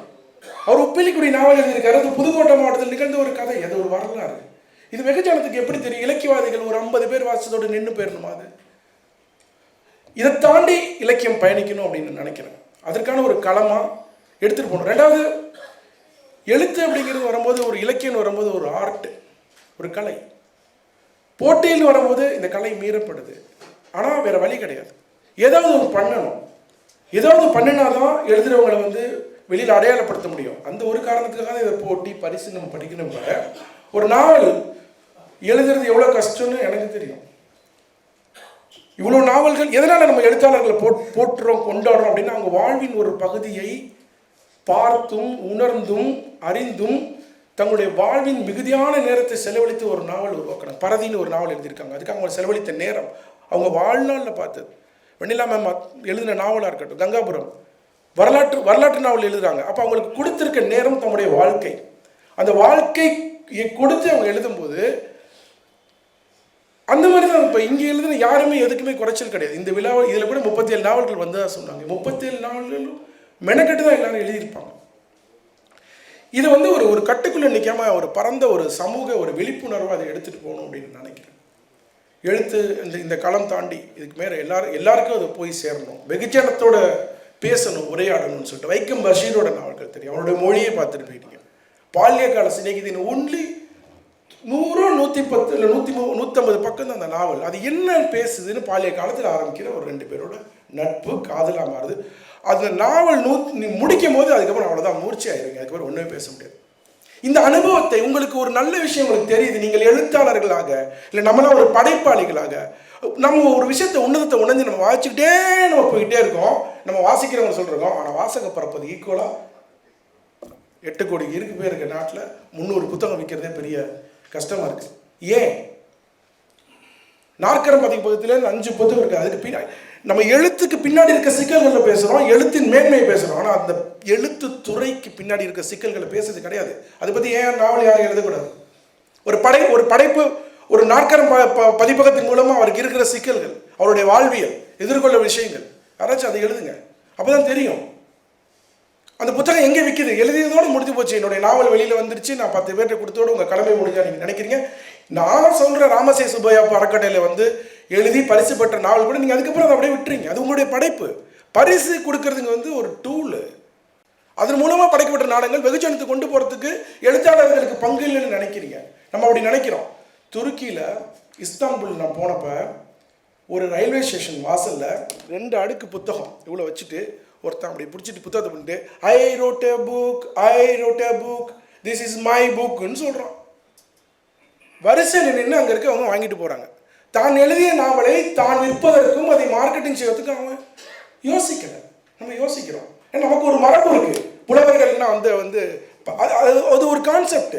காலங்கள் மாறிட்டு இருக்கு. உங்களுடைய எழுத்தை நீங்கள் அநேகருக்கு கொண்டு செல்வதற்கு என்ன செய்தீர்கள்? பதிப்பகத்தாரை நோக்கி கேள்விகள் வருது. என்னுடைய புத்தகம் நீங்கள் எங்கெங்கே இது பண்ணீங்க, எப்படி மார்க்கெட் பண்ணீங்க, இந்த நூல் இது பண்ணீங்களா அப்படின்னு. நீங்கள் எழுதி முடித்ததுக்கப்புறம் உங்கள் புத்தகத்தை எத்தனை பேருக்கு கொண்டு போய் சேர்த்துனீங்க? நீங்கள் எத்தனை புத்தகம் வாங்குறீங்க? நேற்று கூட சூர்யா 2 புத்தகம் வாங்கும்போது அதற்கான தொகையை செலுத்தி விட்டு நான் வாங்கினேன். அதுதான் அந்த படைப்பாளிக்கு செலுத்துகிற மரியாதை, பதிப்பகத்துக்கு செய்கிற மரியாதை. இதை நீங்கள் வந்து ராமசே சுப்பையா அறக்கட்டளை சேர்ந்து சூர்யா அண்ணனா இருக்கட்டும், நாங்கள் 3 பேரும் எங்களுக்கு வந்து முதல் நோக்கம் வந்து அதிகமான நாவல்களை வெளியே கொண்டு வரணும். ஆனால் அதனுடைய பங்களிப்பு எங்களோடு மட்டும் முடிந்து விடாது. எழுத்தாளர்களுக்கு அதனுடைய பங்கு இருக்குது. இதில் பங்கு பெற்ற இது வரைக்கும் இதில் 5 நாவல், ஏற்கனவே 10 நாவல் எழுதியிருக்கோம். எழுதி முடிச்சோன்னா உங்களுடைய நாவல்கள் எல்லார் கையிலையும் போய் பரபரப்பாக பேசப்படணும் அப்படின்னு நீங்கள் எதிர்பார்க்காதீங்க. அதுக்கு உங்களுடைய உழைப்பும் உங்களுடைய பார்ட்டிசிபேட்டும் முக்கியம். அப்படி முக்கியம். நீங்கள் எத்தனை பேரிடம் கொண்டு சேர்த்து இது மாதிரி ஒரு அறக்கட்டளை இயங்கி கொண்டு இருக்கிறது. அதன் மூலம் மாதம் 25,000 25,000 50,000 பரிசு கொடுத்துட்டு இருக்காங்கன்னு எத்தனை பேர்? பாலஜோதி அடிக்கடி போட்டே இருப்பார். இல்லை அவர் எழுதுறாரோ நிறைய பேர் கொண்டு போய் சேர்ப்பார். நீங்கள் எத்தனை பேருக்கு கொண்டு போய் சேர்த்தீங்க? உங்கள் நண்பர்கள் எத்தனை பேர் இதை பகிர்ந்தார்கள்? இந்த செய்தி இதை நீங்கள் கொண்டாடக்கூடிய நம்ம அனைவரும் எத்தனை பேருக்கு கொண்டு போய் சேர்த்தோம்? அது எந்த பதிப்புமா இருக்கட்டும், யார் நடத்துகிறோம், அதன் மூலமாக தான் நம்ம ஒரு புரட்சியை நம்ம நிறுவ முடியும். ஆனால் எழுத்து கலை என்பது வாசிக்க முடியாத யாரும் இன்னும் போனீங்கன்னா இன்னும் ஒரு உண்மை சொல்கிறேன் கேட்டுங்க. உளவியல் ரீதியான உண்மை. வாசிக்காதவர்கள், வாழ்வியல் அனுபவம் இல்லாதவர்கள், வாழ்வியல் அனுபவம் இருக்கவங்க வேற, அதிகமாக வாசிக்கிறவனுக்கு ஒரு விதமான எக்ஸ்போசர் கிடைக்குது. அதன் மூலமாக மல்டி 5 கதை இருக்குன்னா 5 களங்கள் 5 வாழ்க்கை. இது தன்னுடைய வாழ்க்கைக்கு உதவும். ஏதோ வாசிக்கிறது வந்து என்னமோ நம்ம வாழ்க்கைக்கு உதவும். கதை புஸ்தகம் போட்டிருக்கானா அப்படின்னு சொல்கிறாங்க எல்லாரும். கதை புஸ்தகம் போட்டிருக்காங்க. ஆனால் இத்தனை விதமான மனிதர்கள், எத்தனை விதமான வாழ்க்கைகள், நீங்கள் எழுதுகிற விஷயங்கள் வந்து வெகுஜனத்துக்கு போய் சேரணும். அதனால் இந்த கலை அப்படிங்கிற விஷயத்தை வந்து போட்டி அப்படின்னு எழுதும்போது அந்த போட்டியில் தேவர் பரலைன்னா கூட பரவாயில்ல. உங்களுடைய படைப்பு சிறந்தா நீங்கள் அநேக பேருக்கு கொண்டு செல்ல வேண்டிய பணி உங்களுக்கும் இருக்குது. ஸோ அது வந்து அந்த ஒரு விஷயத்தை நான் மென்ஷன் பண்ணணும்னு நினச்சேன். அது இல்லாமல் நான் சூர்யா அண்ணன் நல்லூர்ட்டு பேசிட்டு இருக்கும்போது ஜோக்கா சொன்னார். அவர் நல்லு வந்து ஒரு எத்திஸ்ட், அவர் கடவுள் நம்பிக்கை இல்லாதவர். என்ன சூர்யா அண்ணன் சிவாயான மகன்னு வருவார். அவர் கடவுள் நம்பிக்கை இருக்கவர். நான் கடவுள் நம்பிக்கை இருந்து கடவுளில் மூழ்கி கடவுள் என்னுடைய ஆன்மீகத்தின் முடிவு என்னவா இருக்கு, என்ன ஒரு கிட்டத்தட்ட ஒரு எகோனிஸ்டா மாற்றி வச்சிருக்கு. எகோனிஸ்ட்னா யாரு? என் முன் பறந்து விரிந்திருக்கும் வாழ்க்கை எனக்கு முக்கியம், மனிதர்கள் முக்கியம், அவர்களிடம் நான் செலுத்தும் அன்பு முக்கியம். அதனால என்னை பொறுத்த வரைக்கும் வந்து கேட்டிங்கன்னா கடவுள் இருக்காரா இல்லைங்கிறது it's none of my business. அதை பற்றி ஏன் பேசி டயத்தை வேஸ்ட் பண்ணணும்? என் முன்னால் இருக்க ஒருவனை நேசிக்க முடியாது, நான் வந்து கடவுள் இருக்காரா இல்லைன்னு பேசி என்ன வரப்போகிறேன்? அதனால் இது ரெண்டுமே என்னுடைய பங்கு கிடையாது. எனக்கு முன்னாடி என் தேடலின் முடிவு வாழ்தல் அல்லது இந்த வாழ்க்கையை கொண்டாடுதல் அப்படின்னு வந்திருக்கு. அதான் இந்த கிறிஸ்டியானி ஜீசஸ் கிறிஸ்து சொல்கிற மதத்தை விட்டுருங்க. ஜீசஸ் சொல்கிற ஒரே விஷயம் என்னன்னு கேட்டிங்கன்னா அன்பு. நீ அன்பு இல்லைன்னா உனக்கு ஒன்றுமே கிடையாது, நீ கிடையாது, you are not fit for live. அன்பு தான் அங்கே இருக்க கொள்கை, அவங்களுடைய நியூ டெஸ்டமனியாக தான் சொல்லுது. ஸோ இந்த மாதிரி எங்கள் 3 பேருமே 3 விதமான ஒரு கோட்பாடுகள் இருந்தாலும் எங்கள் 3 பேரையும் செலுத்துறது வந்து இந்த இலக்கியம் தான். நேற்று ஊர்லேருந்து வந்ததுக்கப்புறம் நண்பர்கள் எல்லாம் கால் பண்ணி பேசுறது கேட்டாங்க, நாளைக்கு ஃபங்க்ஷன் இருக்குது, நீங்கள் பிஸியாக இருப்பீங்க, நான் வச்சுதான் போனேன். உறவுகள் எல்லாம் அப்படி தான் சொன்னாங்க, பிஸியாக இருக்கேன் பிஸியாக ஆக்சுவலாக நான் ஒரு வேலையும் செய்யலை, ஒரு பிஸியும் கிடையாது. அவர் சொன்னார், சரியான நான் வந்து பட்டியல் அனுப்புவோம், இதெல்லாம் எதுக்கு அனுப்புகிறேன், நீங்கள் எதையும் நம்பக்கூடாது, நம்புனீங்கன்னா அதில் உட்படக்கூடாது. அது மாதிரி ஒரு கோளாறான விஷயம் கிடையாது. உன்னை நம்பக்கூடாது, உன்னை நம்புனீங்கன்னா அது கடைசி வரைக்கும் நீங்கள் அதில் இருந்து மீளக்கூடாது. ஏதாச்சும் இருந்தால் கூட அது நல்லது இருக்கணும். சூரியன் அந்த மாதிரியான அன்புக்கு பார்த்தோம். நேற்று அவர் வீட்டுக்கு போகிறேன், சூர்யானந்தான் தான் அவ்வளோ பிரியமாக இருக்காருன்னு நினச்சான். அவரோட பேரன் லிவி, ஏய் யார் வந்திருக்கா பாரு, ஆனால் தேவான், அது இத்தினூண்டு இருக்கு தேவான்றான். அப்புறம் அவர் யாரும் அவனுக்கு உன்னோட தம்பின்றான். அடுத்து ட்ரெயினப் பண்ணிட்டு இருக்காரு, அடுத்த வாரிசை ரெடி பண்ணிட்டு இருக்காரு. ஸோ அதனால் எங்கள் 3 பேருக்குமே வந்து இதில் வந்து ஒவ்வொருத்தருடைய பங்களிப்பு வந்து சேர்ந்து தான் இது வந்து மொத்தமாக இருக்குது. பணம் மட்டும் இருந்தாலும் பண்ண முடியாது, அவர் புத்தகம் போட நினச்சாலும் பண்ண முடியாது. இவர் மாதிரி ஒரு ஒருங்கிணைப்பாளர் அப்படிங்கிறது வந்து அந்த வேலையை செய்கிறது முடியாது. இன்றைக்கி வந்து இங்கே வந்து அப்பா மேலே என்னுடைய நான் வச்சிருக்க அன்புங்கிறது வந்து அவங்க என்மேல் காட்டுற அன்பு, நீங்கள் என்மேல் காட்டுற அன்பு. ஒரு இலக்கியவாதி உண்மையிலேயே ஒரு நேசிப்பாளனாக இருக்கணும், வெறுப்பு இல்லாதவனாக இருக்கணும், உள்ளுக்குள்ள இறுக்கம் இல்லாதவனாக இருக்கணும். இந்த மாதிரியான ஒரு சூழலை உருவாக்குவது, தமிழ் சமூக சூழலில் வந்து நம்ம உருவாக்குறது, இதன் மூலமாக வந்து நல்ல வாசிப்பாளர். இப்போ கூட நினச்சிட்டு இருக்கேன், நம்ம நாவலாசிரியர்களுக்கு எழுத்தாளர்களுக்கு போட்டி நடத்திருக்கோம், வாசகம் எங்கே இருக்கான், அவனுக்கு எப்படி ஊக்குவிக்க. நான் யோசனை சூர்யான்கிட்ட பேச நினச்சிட்டு இருக்கேன், வாசகர்களை ஒரு 10 கதை வந்து சொல்லு அப்படின்னு 10 புத்தகம் படிப்பான்ல நினச்சிட்டு இருக்கேன். அது தெரில, அது எப்படி சார்ட் அவுட் ஆகும்னு தெரில. எழுத்தாளர்களுக்கு மிகுந்த போட்டிகள் இருக்குது, வாசகர்கள் யார், நீ யாருக்கு எழுதுற, ஒரு 50 பேருக்கா, வாசகர்களை பெரும் திரட்சியாக திரட்டணும் அப்படிங்கிற மாதிரி எண்ணங்கள் இருக்குது. அதே மாதிரி ராமசே சுப்பையா அறக்கட்டளை அப்படிங்கிறது வந்து எங்கள் அப்பா வந்து எனக்கு கொடுத்த அறிவு, அதன் அறிவுக்கு அவருக்கு செலுத்துகிற நன்றி. தமிழ்நாடு முழுதும் இது விதமாக பெரிய ஒரு ஸ்டேட் லெவலில் நடத்தணும் அப்படிங்கிற மாதிரியான எண்ணமும் இருக்குது. ஃப்யூச்சரில் எங்கள் சொந்த ஊரான சிவகங்கை மாவட்டத்தில் இருக்க கல்லூரிகள் எல்லாம் ஒருங்கிணைச்சு மாணவர்களை ஊக்குவிக்கணுன்ற திட்டங்களாக இருக்குது. இது எல்லாமே வந்து ஏகைரை என்னை வந்து வழி நடத்தும். இந்த தருணத்தில் வந்து இங்கே இதில் பங்கெடுத்துக்கல எல்லா போட்டியாளர்களுக்கும் என்னை நன்றிகளை தெரிவிச்சுக்கிறேன். மறுபடியும் விழா ஒருங்கிணைச்ச அமிர்த சூரியண்ணனுக்கும் மற்றும் நல்லு அவருக்கு நன்றி தெரிவிச்சுக்கிறேன். இந்த விழாக்கு என்னோட தம்பி வந்திருக்கான். ஆக்சுவலாக ஃபஸ்ட்டு வருஷம் வந்தான், இப்போ வந்திருக்கான் என்னோட தம்பி. ஒவ்வொரு வயசும் அப்பாவோட ஃபஸ்ட்டு வருஷம் ரொம்ப எமோஷனலான விழாவாயிடுச்சு. நான் எமோஷனல் ஆகக்கூட நினச்சேன், அவனை பார்த்தோன்னா டக்குன்னு எனக்கு ஒரு மைண்ட் ஆயிடுச்சு. இன்னும் கொஞ்சம் நேரம் பேசினா அழுதுருவேன். என் தம்பி உங்கள் எல்லாருக்கும் அறிமுகப்படுத்துகிறேன். இங்கே வந்து ஸ்கூலில் வந்து அட்மின் நடந்துட்டு இருக்கான். எங்கள் அப்பாவுக்கு வந்து ரொம்பவே ஒரு பிரியமான பிள்ளையா, அவன் பேர் ராம்குமார் சுப்பையா. அவன் வந்ததையும் நான் பெருமை அடைகிறேன். எங்களோட ரிலேட்டிவ் ஸ்ரீவித்யா கணபதி அவங்க வந்திருக்கிறாங்க, அவங்களுக்கு நன்றி செலுத்திக்கிறேன். தம்பி ஒய்ஃப் வந்திருக்காங்க, அவங்களுக்கு நன்றி செலுத்திக்கிறேன். என்னோட கல்லூரி தோழன், என்னுடைய பிரதிபலிப்பு இன்னொரு கண்ணாடை சக்திவேல், அவன் வந்து ஒரு கம்பெனியோட CEO, நேரம் ஒதுக்கி இதுக்கு வந்திருக்காங்க, அதுக்காக நன்றி செலுத்திக்கிறேன். மற்றும் எல்லாரும் இதுக்கு விழாவுக்கு கேட்டு வந்த அனைவருக்கும் நன்றி செலுத்தி இந்த உரையை நான் முடித்துக் கொள்கிறேன். நன்றி, வணக்கம். இரத்தத்தால் வந்த உறவு, நட்பால் தொடரும் எங்கள் நட்பு. 4 ஆண்டுகளாக தொடர்ந்து நாவல் போட்டியில் வெற்றி பெறும் நூல்களை நாட்கரம் பதிப்பகம் மூலமாக பதிப்பித்து இலக்கிய உலகிலும் மக்களிடமும் கடத்தும் பதிப்பாளர் நல்லு ஆர் லிங்கம் இப்பொழுது பேசுகிறார். அருமை தோழர்களே, அனைவருக்கும் வணக்கம். எனக்கு டைம் வந்து நானே ஃபிக்ஸ் பண்ணது தான், 10 நிமிஷம். ஏற்கனவே வந்து 12 மணிக்குள்ளே என் ஷெட்யூல் முடிக்கணுன்னு இருந்தது. ஒரு 10 நிமிஷம் வந்து கூடுதலாக இருக்குது. அந்த 10 நிமிஷம் நான் மேக்கப் பண்ணுறேன். மிக முக்கியமாக எப்போவுமே எந்த நிகழ்ச்சி ஆரம்பித்தாலும், முக்கியமாக எங்களுடைய நிகழ்ச்சிகளில் சூர்யா தான் என்னை அந்த ஏத்திஸ்டில் விஷயத்தில் வம்பு கிழப்பார். இந்த முறை வந்து அந்த பணியை தேவா ரொம்ப சிறப்பாக செஞ்சுட்டு போயிருக்காரு. இன்னொரு வம்பு கிழப்பார், அது சாப்பாடு விஷயம். உங்கள் எல்லாருக்கும் சாப்பாடு தயாராக இருக்குது. 2 வகையான சாப்பாடும், அசைவம் சைவம் 2 வகையான சாப்பாடுமே தயாராக இருக்குது. அதனால் அதையும் சொல்லிடுறேன். ஏன்னா சூர்யா வந்து எப்போவுமே நான்வெஜ்ஜு அதை வந்து அந்த மென்ஷன் பண்ணி பர்டிகுலராக மிக முக்கியமாக நான் வந்து ப்ரிஃபர் பண்ணுற வெஜிடேரியனை எதையாவது ஒரு வகையில் அட்டாக் பண்ணி ஏதாவது ஒரு இடத்துலையும் அதை அந்த அந்த ஒரு பெஞ்ச் மார்க் செட் பண்ணி வச்சுருக்காரு. எந்த மீட்டிங் போனாலும் இதை வந்து நம்ம பேசிடணும் அப்படின்ட்டு. இந்த முறை அதையும் எப்படின்னு தெரியல, மிஸ் பண்ணிட்டாரு. அதனால் அந்த விஷயத்தை நான் சரி ஓகே அவர் விட்டதை நான் சொல்லிடணும் அப்படின்றதுனால இந்த மேடையை நான் சிலருக்கு நன்றி சொல்கிறதுக்காக பயன்படுத்தணும்னு நினைக்கிறேன். இந்த நூலாக்க பணிகளில் எனக்கு வந்து உதவி செய்த நண்பர்கள் அந்த மாதிரி மிக முக்கியமாக இந்த நாவல்களை தேர்வு செய்த நடுவர்கள் 2 நடுவர்கள் வந்திருக்காங்க. தொடர் கோவை பிரசன்னா வர முடியல. நேற்று இரவு வரைக்கும் அவர் நேற்றுக்கு டிக்கெட் போட்டு எல்லாம் தயாராக இருந்தார். கடந்த 10 நாளாக அவங்க மாநாடு ஒன்று நடந்தது அவங்களுடைய அமைப்பு சார்பாக. அந்த மாநாட்டு பணிகளில் ரொம்ப தீவிரமாக இருந்தவர் நேற்றுக்கு நைட்டு பயங்கரமான ஜுரம்னு சொல்லி குரல் நடுக்கத்தோடு ஒரு வாய்ஸ் நோட் போட்டிருந்தார். சாரி தொடர் என்னால் முடியலன்னு. இன்றைக்கி காலையில் வாழ்த்து செய்தியும் போட்டிருக்காரு. அதுபோல் பலர் வாழ்த்து செய்திகள் போட்டிருக்காங்க. அவரால் வர முடியல. ரிஷபன் தோழரும் வந்து திருச்சியில் இருக்கார், அவர் வர முடியல. மற்ற இந்த 4 நடுவர்களும் கடந்த 2 ஆண்டுகளாகவே இந்த நாவல்களை வந்து சிறப்பான நாவல்களை தேர்வு செஞ்சு கொடுத்துட்ருக்காங்க. போன வருஷம் 10 நாவல்கள் வெளியிட்டோம். இந்த வருஷம் அது வந்து 5ஆ குறைஞ்சிருக்கு அப்படின்னு நினைக்கலாம். அது குறையில. சூர்யா பேசும்போது கூட ஒரு இடம் சொன்னார், அவருடைய நாவல் போட்டிக்கு நாவலை வந்து மீண்டும் மீண்டும் வேறு வேறு போட்டிகளுக்கு அனுப்புனது. அந்த அடிப்படையில் தான் நான் யோசித்தேன், 10 நாவல்களை நம்ம வெளியிட்டுறோம், அவர்களால் அதுக்கு பிறகு அந்த நாவலை வேறு எந்த போட்டிக்கும் வந்து திரும்ப அனுப்ப முடியாது. அதனால் ஒருவேளை வந்து என்னென்ன கொஞ்சம் அந்த திரும்ப அதை ஃபைன் டியூன் பண்ணி இன்னும் கொஞ்சம் பெட்டராக்கி அடுத்தடுத்த போட்டிகளுக்கு அவங்க அனுப்பலாம். மேபி வந்து அந்த நாவல் அடுத்த ஆண்டு நம்ம போட்டிக்கே கூட திரும்பவும் வரலாம். அதனால் அவங்களுக்கு அந்த வாய்ப்பு இருக்கட்டும் அப்படின்றதுனாலையும் அதையும் ஒரு காரணமாக வச்சு இந்த நாவல் போட்டியில் 5 நாவல்கள் இந்த முறை வெளியிடுறதுங்கிறத முடிவுக்கு வந்தோம். 2வது மிக முக்கியமான காரணம், என்னுடைய காரணமும் 10 நாவலுக்கு வேலை பார்க்க முடியலனால. கொண்டு வரது பிரச்சனை இல்லை, வேலை பார்க்குறது, அந்த நாவல்களை உட்கார்ந்து முழுமையாக எடிட் பார்த்து 2 முறை ப்ரூஃப் பார்த்து திரும்பவும் வந்து ஒவ்வொன்றையும் பார்த்து அந்த ப்ரூஃப் பார்க்குறதுங்கிறது பின்னாடி சில விஷயங்கள் சொல்கிறேன். அந்த வேலைகள் எல்லாம் செய்கிறதுக்கான காலம் அவ்வளோ நெருக்கடி, அதெல்லாம் நேரம் ரொம்ப நிறைய தேவைப்படுது. போன வருஷம் இந்த நாவல்களை புத்தக கண்காட்சியில் வெளியிட்டோம். எப்படி வெளியிட்டோங்கிறது தோழர்களுக்கு எல்லாருக்குமே தெரியும். 5 மணிக்கு சொல்லியிருந்தோம், நம்ம எப்போவுமே நிகழ்ச்சியை சரியான நேரத்துக்கு தொடங்கும்னு சொன்னோம்.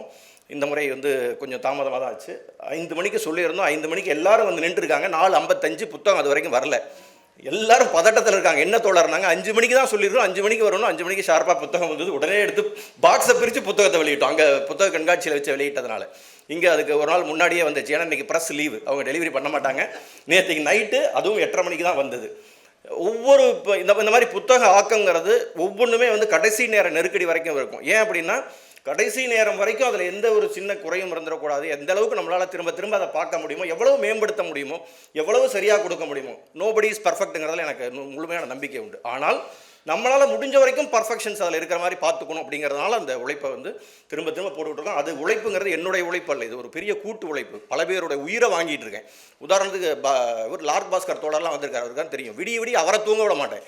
தோழர் நைட்டு வந்து 1 மணிக்கு தான் நான் அவருக்கு மெசேஜ் போடுவேன். ஏன்னா அவர் எங்கேயாவது வந்து பகல் முழுக்க மற்ற பணிகள்லாம் இருந்துட்டு, அவர் இப்போ பட தயாரிப்பு பணியில் இருக்கார், படம் இயக்கிட்டு இருக்காரு, அந்த பணிகள்லாம் இருப்பார். அதெல்லாம் முடிச்சுட்டு அவர் நைட்டு தான் வீட்டுக்கு வருவார்னு தெரிஞ்சு அவர் நைட்டு 12:30 1 மணிக்கு மேலே அவருக்கு மெசேஜ் போடுவேன். தோழர் என்னாச்சு, இன்னும் டைம் இல்லை. அவர் வந்து ஏற்கனவே அவர் ஒரு பதிப்பகம் வச்சுருக்காரு. அந்த பதிப்பகங்களுக்கு ஏராளமான அட்டைப்படங்கள் வேலை இப்போ இது வந்துருச்சு, புக் ஃபேர் வந்துருச்சு. அந்த வேலைகள் பல பதிப்பகங்கள் அவரை போட்டு நெருக்கிட்டு இருக்கும். எல்லாத்தையும் தாண்டி அவரையும் வந்து போட்டு, ஏன்னா வந்து அட்டைப்படம் வந்தால்தான் அதுக்கு அடுத்த பணிகள், பல பணிகளை நாங்கள் வந்து செய்ய முடியும். அந்த புத்தகங்கள் குறித்தான தகவலை வெளியிடுறதாகட்டும், ஈவன் வந்து ஷீல்டு ரெடி பண்ணுறது, இந்த மாதிரி பல விஷயங்களுக்கு அட்டைப்படங்கள் தேவை. அப்படி ஒவ்வொருத்தரையும் பிழை திருத்தினரை அவரை போட்டு ஒரு பக்கம் டார்ச்சர். எல்லாரையுமே நெருக்கடி. ப்ரெஸ்ஸில் இருக்கிறவங்க என் ஃபோன் காலை பார்த்தாவே ப்ரெஸ்ஸில் இருக்கிறவங்க அலற அளவுக்கு அவங்களே வந்து பயமுறுத்தி வச்சுருக்கேன். இது வந்து என்னென்னா அந்த நெருக்கடிகள் இவ்வளவு பேர் இந்த ஒரு புத்தக ஆக்கத்தில் எவ்வளவு பேருக்கு எத்தனை சிக்கல்கள் இருக்குதுங்கிறத தெரிஞ்சுக்கிறதுக்காக சொல்கிறேன் நான். ஒரு புத்தகம் என்பது ஆல் ஆஃப் அ சடன் வந்த உடனே நம்ம எழுதி முடித்தாங்க, அது வந்தது, நாவல் போட்டியில் தேர்வு பண்ணி கொடுத்தாங்க, உடனடியாக அதை வந்து லே அவுட் பண்ணி அப்படி பிரிண்ட் போடுற விஷயம் கிடையாது. அதை திரும்ப திரும்ப வந்து ஒரு புத்தகமாக முழுமையான வடிவத்துக்கு கொண்டு வரதுக்கு இல்லையில. ஏன்னா எனக்கு கம்பெனி கொடுக்குறதுக்காக பதிப்பாளராக இருக்கக்கூடிய தோழர் வெண்ணிலா வந்திருக்காங்க. அவங்களுக்கு தெரியும் ஒரு புத்தகம் ஆக்கிறதுங்கிறது எவ்வளோ கஷ்டம்னு. மிக முக்கியமாக ஆனந்தரங்கம் பிள்ளை டைரி குறிப்பை வந்து அவங்க ஒரு 7-8 வால்யமாக போட்டு அதை வந்து ஒரு புத்தகத்தை வந்து பிரிண்ட் போடுறதோ அதை கொண்டு வரதுக்கெல்லாம் பிரச்சனை இல்லைங்க. ஃபினான்ஷியலாக இன்வெஸ்ட் பண்ணுறது பிரச்சனை இல்லைங்க. அதுக்கு பிறகு அந்த புத்தகத்தை வந்து வாசகர்கள்ட்ட கொண்டு போய் சேர்க்குற வரைக்கும் வச்சு காப்பாற்றுற கஷ்டம் இருக்குது இல்லைங்களா, அந்த கஷ்டத்தை சொல்லி மாளாது. அது அவங்களுக்கு நல்லா தெளிவாக தெரியும். விற்கிற வரைக்கும் அந்த புத்தகம் வந்து கொஞ்சம் கூட டேமேஜ் ஆகாமல், அழுக்கு படியாமல், ஃபங்கஸ், மழை காலத்தில் ஃபங்கஸ் படியாமல், ஒவ்வொரு இடத்துக்கும் வந்துட்டு இப்போ நாங்கள்லாம் வாடகை கட்டத்தில் இருக்கோம். வாடகை கட்டடத்தில் அங்கேருந்து ஒரு இடத்துக்கு இன்னொரு தூக்கி சுமக்கணும். ஒவ்வொரு புக் ஃபேருக்குன்னா திரும்ப பார்சல் போட்டு ரிட்டன் போய்ட்டு அது வந்து வர வரைக்கும் பாதுகாக்கிறது புத்தகத்தை. எனக்கு இன்னொரு பழக்கமும் இருக்குது, வாசகர்கள்ட்ட போய் சேர்ற வரைக்கும் அந்த புத்தகத்தோட எட்ஜ் மடங்கக்கூடாதுன்னு நினைப்பேன். முடிஞ்சவரையிலும் வந்துட்டு அந்த முனை கூட மடங்காமல் வாசகர்கிட்ட அதை போய் சேரணும், அந்த புத்தம் புது வாசனையோட போய் சேரணும்னு நினைப்பேன்.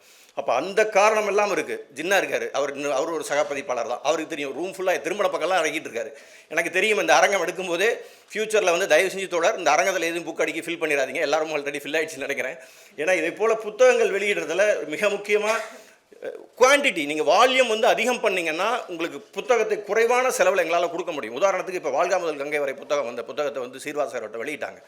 20,000 காப்பிகள் ரொம்ப சாதாரண, ஒரு வாரத்துக்குள்ளே புக் ஆகிடுச்சு. ஒரு 2 நாளில் 15,000 காப்பி புக் ஆகிடுச்சு. இப்போ நம்ம இதுக்கிட்டே வந்து கிட்டத்தட்ட 1000கணக்கான காப்பிகள் புக் ஆகிருக்கு. அப்போ அந்த புத்தகத்தை ரொம்ப 100 ரூபா அடக்க விலையில் கொடுக்க முடியுது அப்படின்னா அவ்வளோ வால்யூம் வந்து பிரிண்ட் பண்ணுறப்ப, குறைவான எண்ணிக்கையில் பிரிண்ட் ஆகிறப்ப நம்ம அதிகமாக பண்ணுவோம். ஆனால் அவ்வளோ இடத்த நம்ம எப்படி வச்சு சேர்க்கறது? 20,000 புத்தகம் அது ஒரே நம்ம புக் ஆகிட்டனால நேரடியாக வாசகர்கள்ட்ட போயிடும், எங்கேயும் வந்து மெயின்டைன் பண்ண தேவையில்லை. ஆனால் வச்சு சமாளிக்கிறது ரொம்ப கஷ்டம். இந்த மாதிரி பல சிக்கல்கள் இருக்குது, இதையெல்லாம் தாண்டி தான் வரும். இப்போ லார்க் பாஸ்கரன் தோழருக்கு அவருடைய என்னுடைய மனமார்ந்த நன்றி. அதுக்கப்புறம் வந்து இன்னும் நன்றி சொல்கிறதுல மிக முக்கியமாக இந்த பேனர் டிசைனிங் இதெல்லாம். சூர்யா வந்து இந்த முறை அவருடைய ஆஸ்தான டிசைனர் ஒருத்தர் இருப்பார். அந்த டிசைனருக்கு கொஞ்சம் உடம்பு முடியாமல் போயிட்டு கொஞ்சம் லாஸ்ட் மூமெண்ட்டில் உட்காந்து பேனர் டிசைனிங்லாம் ஆகிடுச்சு. அவரை வந்து டிசைன் பண்ண தோழர் அவங்களுக்கு ஒரு போஸ்டர் கூட ரெடி பண்ணிட்டு இருந்தோம். வெண்ணிலா தோழர் உங்ககிட்ட அந்த மாதிரி ஒரு சாரீ இருக்கா? இல்லை, ஏன்னா நான் வேற ஒரு ஃபோட்டோ அனுப்பினேன் நான். அவர் வந்து எதுதோ பண்ணி எங்கேருந்து எடுத்தாருனே தெரியல அந்த ஃபோட்டோவை. ஏன்னா ஃபேஸ்புக்கில் தேடி பார்த்தேன். அவர் இந்த உங்களுக்கு போஸ்டர் ஒன்று ரெடி பண்ணி போட்டிருந்தாலும் அது அந்த போஸ்டர் வந்து என்னாச்சுன்னா அவருடைய ஃபோட்டோ வந்து தேடினா ஃபேஸ்புக்கில் வந்து ஒரு எழுத்தாளர் யாராவது வந்துட்டு ஃபேஸ்புக்கில் அடிக்கடி ஃபோட்டோ மாற்றாங்க வைப்பாங்களாங்க. அவங்க 4 ஃபோட்டோ வச்சுருக்காங்க. அந்த 4 ஃபோட்டோலையும் வந்துட்டு ஒரு ஃபோட்டோ தான் எனக்கு தெரிஞ்சு. ஏன்னா கொஞ்சம் அதுதான் வந்து பேக்ரவுண்டு பெருசாக இல்லாமல் ப்ளைனாக இருந்தது. அதை எடுத்து கொடுத்தேன். அதை வச்சு அந்த டிசைனர் அவரையும் நைட்டு 9:30 வரைக்கும் வந்து வேலை செய்ய விடாமல், மற்ற எந்த வேலையும் செய்ய விடாமல், அவருக்கு முக்கியமாக அன்னைக்கு வந்து ஒரு எல்இடி போர்டு டெலிவரி பண்ண வேண்டியது, அதை ரெடி பண்ணிட்டு இருந்தவரை பிடிச்சி டார்ச்சர் பண்ணி கொண்டு வந்து உட்கார வச்சு அவரை ரெடி பண்ணி வச்சு அந்த போஸ்டர் பேனரெல்லாம் ரெடி பண்ண வச்சோம். இந்த மாதிரி ஒன்றுலையும் அப்புறம் வந்துட்டு இந்த ஏற்கனவே வந்து இது திருவிளையாடல் படத்தில் ஒரு வசனம் வரும், பாட்டெழுதி பெயர் வாங்கும் புலவர்கள் இருக்கிறார்கள், குற்றம் கண்டுபிடித்தே பெயர் வாங்கும் புலவர்களும் இருப்பார், இதில் நீர் எந்த வகை நல்ல எந்த வகை நான் எனக்கு நல்லாவே தெரியும். அந்த பரிசளிப்பில் ரீ இருக்குது பார்த்தீங்களா, அந்த ரீல வந்து கீழே கோடு வரணும், ரகரத்துக்கு வரணும்.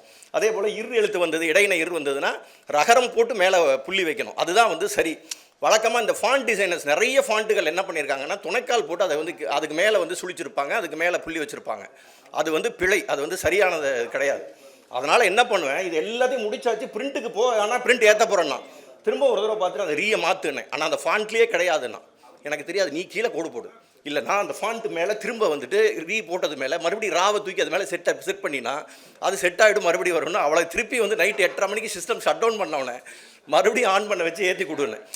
இதையெல்லாம் வந்து அவங்களுக்கெல்லாம் சின்ன சின்ன விஷயங்கள், அவங்க பண்ணுற வேலைகள், அவங்களுக்கு கொடுக்கறது வழக்கமாக நம்ம என்ன தொகை கொடுக்குறோமோ அதுதான் கொடுக்குறோம். இந்த மாதிரியான மேடைகளில் அவங்க செய்யக்கூடிய, அவங்களை நான் பண்ணக்கூடிய டார்ச்சரையெல்லாம் பொறுத்துக்கிட்டு அவங்க செய்கிற வேலை இருக்கு இல்லைங்களா, அதுக்காக ஒரு சின்ன அங்கீகாரமாக அவங்க எல்லாருக்கும் என்னுடைய மனமார்ந்த நன்றிகளை இந்த மேடையெல்லாம் தெரிவிச்சுக்கணும்னு ஆசைப்பட்றேன். அதே போல் தான் இங்கே அந்த அரங்கில் எப்போ நாங்கள் கூட்டம் நடத்தினாலும் தெரியும், ஜின்னாவுக்கு நல்லாவே தெரியும், தொடர் நீங்கள் வந்து எந்த கூட்டம் நடத்தினாலும் வந்து அரங்கம் நிறையுது அப்படிம்பாரு. நான் இத்தனைக்கும் நான் ஃபார்மாலிட்டியில் அப்பாற்பட்டவன், எந்த ஃபார்மாலிட்டியும் நான் எதிர்பார்க்க மாட்டேன். எனக்கு ஒரு நிகழ்ச்சிக்கு வந்து ஒரு தகவல் தெரிஞ்சதுன்னா நான் போயிடுவேன். அதே போல் தான் மற்ற யாரையும் நான் முறைப்படி இது வரைக்கும் எந்த நிகழ்ச்சிக்கும் அழைக்கிறதே கிடையாது. ஏராளமான நிகழ்ச்சிகள் வந்து கிட்டத்தட்ட ஒரு 10-15 நிகழ்ச்சிகள் மேலே பண்ணியாச்சு. யாருக்கும் ப்ராப்பராக வந்து ஃபோன் பண்ணி, ஏன் அப்படின்னா இந்த இவ்வளோ வேலைகள் இப்போ நேற்றுக்கு நைட்டு வந்து 10:30 வரைக்கும் இந்த வேலையை உட்காந்து பார்த்துக்கிட்டு இருக்கிறப்ப எனக்கு அவங்களை தனிப்பட்ட முறையில் உட்காந்து ஒருத்தரையும் கூப்பிட்றதுக்கு நேரம் இருக்காது. எல்லாருக்கும் ஒரு ஃபார்வேர்ட் மெசேஜ் மாதிரி தான், வாட்ஸ்அப்பில் வந்துட்டு ஒரு மெசேஜ், எல்லாரும் வந்துருங்கன்ட்டு. எப்போ வந்து கூப்பிட்டாலும் எல்லா நேரங்களிலும், மிக முக்கியமாக முருகேஷ் தோழர் என்னுடைய புதிய ஆஃபீஸ் திறக்கிறப்ப கரெக்டாக 3 மணிக்கு வரும்னு சொல்லியிருந்தேன். 2:45 வருவாங்க வந்துட்டு ஃபோன் அடித்தார். அவரும் நம்ம மானாபாஸ்கர் நல்லா முன்னாடியே வந்துட்டு இருந்தாங்க. எல்லாரும் வந்து நின்று நாங்கள் ஏற்கனவே வந்தாச்சு அப்படின்னு சொல்லி 2:45 வந்துட்டு 3 மணிக்கு 3:30 மணிக்கு வச்சுருந்தோம் நினைக்கிறேன். அந்த நேரத்துக்கு வந்து எப்போ மிட் ஆஃப் த டே ஒரு ஞாயிற்றுக்கிழமை மதியம் சாப்பாடு முடிச்சுட்டு அந்த மாதிரியான நேரங்களில் வச்சுருந்தோம். அந்த நேரத்துலையும் வந்து எங்களுக்கு முன்னாடி வந்துருந்தார். அதே போல் ஒவ்வொருத்தரும் அந்த கொடுக்கக்கூடிய ஆதரவு, அதன் காரணமாக தான் வந்துட்டு இந்த பயணம் தொடர்ந்துக்கிட்டே இருக்குது. இந்த நாவல்களை எழுதிய எல்லோருக்கும் என்னுடைய மனமார்ந்த அன்பும் நன்றியும். ரொம்ப அற்புதமான நாவல்களை எழுதியிருக்காங்க, அவங்களுக்கு என்னுடைய வாழ்த்துக்களையும் தெரிவித்துக்கிறேன். இந்த நிகழ்வை ஒவ்வொரு வருஷமும் ரொம்ப சிறப்பாக வந்து நடத்தி கொண்டு இருக்கக்கூடிய நண்பர் சூர்யாவையும் டார்ச்சர் பண்ணியிருக்கேன், அது சொன்னால் இன்னும் ரொம்ப நீளமாக போய்ட்டுன்றதுனால இதோடு முடிச்சுக்கிறேன். தேவாவுக்கும் என்னுடைய அன்பும் நன்றியும். ஆமாம், கரெக்ட். ஆனால் இப்படி ஒரு ஜெம் ஆஃப் அ பர்சன் கிடைக்கும், நீங்கள் எந்த விதத்துலையும் டார்ச்சரே பண்ண மாட்டாருங்க, அவர் சிக்க மாட்டார், அவ்வளோதான், வேறு ஒன்றும் இல்லை. அவர் டைமிங் வந்து கொஞ்சம் ஒரு 1.5-2 மணி நேரம் டிஃப்ரென்ஸ் இருக்கா, சரி நம்ம அது வேறு யோசிப்போம், இவருக்கு ஆஃபீஸ் டைம், ஆஃபீஸில் இருப்பாரா, கஸ்டமர் மீட்டிங்கில் இருப்பாரா, சரி பொழைச்சி போகட்டும் அப்படின்னு சொல்லி விட்டு வச்சுட்ருக்கோம். இனி வரும் காலங்கள் அதையும் வந்து கவனிச்சுக்கிறோம் நாங்கன்னு சொல்லி மிக முக்கியமாக வந்து தோழர் வெண்ணிலா அவர்கள் இதையும் சொல்லிடணும். நான் ஒரு சாரி நேரம் அதிகமாகிடுச்சுன்னு நினைக்கிறேன், ஒரு நிமிஷம் இருக்குன்னு. தோழர் வெண்ணிலா இந்த நிகழ்ச்சிக்கு வந்து யாரை சிறப்பு இருந்தனா கூப்பிடலான்னு நாங்கள் 3 பேரும் பேசிகிட்டு இருக்கும்போது இப்போ சொன்னார் இல்லையா அவர், இவங்க 2 பேர் ஒரு பக்கம் போனாங்கன்னா நான் வேற ஒரு பக்கம் போயிடுவேன். இது எப்பவும் வழக்கமாக நடக்கும். இது இந்த சேரவே ஆனால் எப்படி இவங்க எல்லாரும் பார்க்குறவங்க ஆச்சரியமாக இவங்க எப்படி 3 பேர் ஒன்றா ட்ராவல் பண்ணுறாங்க அப்படின்னு. ஆனால் இவங்க ஏதாவது சொல்லுவாங்க, நான் லெஃப்ட் ஹேண்டில் டீல் பண்ணுவேன், அதெல்லாம் வேணாங்க அப்படின்னு ரொம்ப அப்படியே இடக்கெட்டு பிளான் பண்ணி எல்லாம் சொல்லிட்டுருப்பாங்க. அதே நேரத்தில் வந்துட்டு ரொம்ப சாதாரணமாக சொல்லுவாங்க, இதுதான் சூப்பர் அப்படின்னு. இவன் என்ன கேட்டகரினே தெரியாமல் ஒரு கேட்டகரியில் வந்து கொஞ்சம் சேர்ந்துருக்காங்க. அப்படி வந்துட்டு எல்லாம் பேசிகிட்டு இருக்கும்போது நிறைய பேரோட பேரை வந்து சொல்லிகிட்டே வரப்போ வேண்டாம் ரிஜெக்ட் பண்ணிட்டே வந்தோம். சரி ஓகே இருங்க ஒரு நாள் யோசிப்போம் அப்படின்னு சொன்னப்போ எல்லாத்தையும் சரி பேசுவோம்னு சொல்லிட்டு கோவை சங்கர் தோழர் தான் வந்து உடனடியாக சொன்னார். நான் சொன்னேன் வந்து ஸ்பெசிஃபிக்காக வந்து ஓகே ஒரு பெண்களாக இருக்க அப்படின்றப்ப தான் சட்டுன்னு வந்து அவர் சொன்னார். நாங்கள் ஏற்கனவே நுழைப்புலமில் அவங்களுடைய நூல்கள் குறித்தான அமர்வெல்லாம் பேசும்போதும் எப்போ கூப்பிட்டாலும் சரி அவங்களுக்கு நேரம் இருந்தால் கண்டிப்பாக வந்து அவங்க இந்த நிகழ்ச்சிகளை கலந்துட்டு சிறப்பிக்க தவறதே கிடையாது. அதே நேரத்தில் சிற்றுளிக்கையில் அவரோட பேட்டி ஒன்று வந்திருக்கும். மிக முக்கியமாக ஒரு நாவல் அப்படிங்கிறது தேவா பேசிட்டு இருக்கும்போது கூட எனக்கு வந்து சிந்தனை வந்தது. அவங்க அந்த நீரதிகாரம் பேட்டி ஒன்று கொடுத்துருப்பாங்க. இந்த நாவலை முடித்தப்போ அவங்க எப்படி ஃபீல் பண்ணாங்கன்றது ஒரு டிஸ்கிரிப்ஷன் இருக்கும், ஒரு டீட்டெயிலான ஒரு நரேஷன் சொல்லியிருந்தாங்க.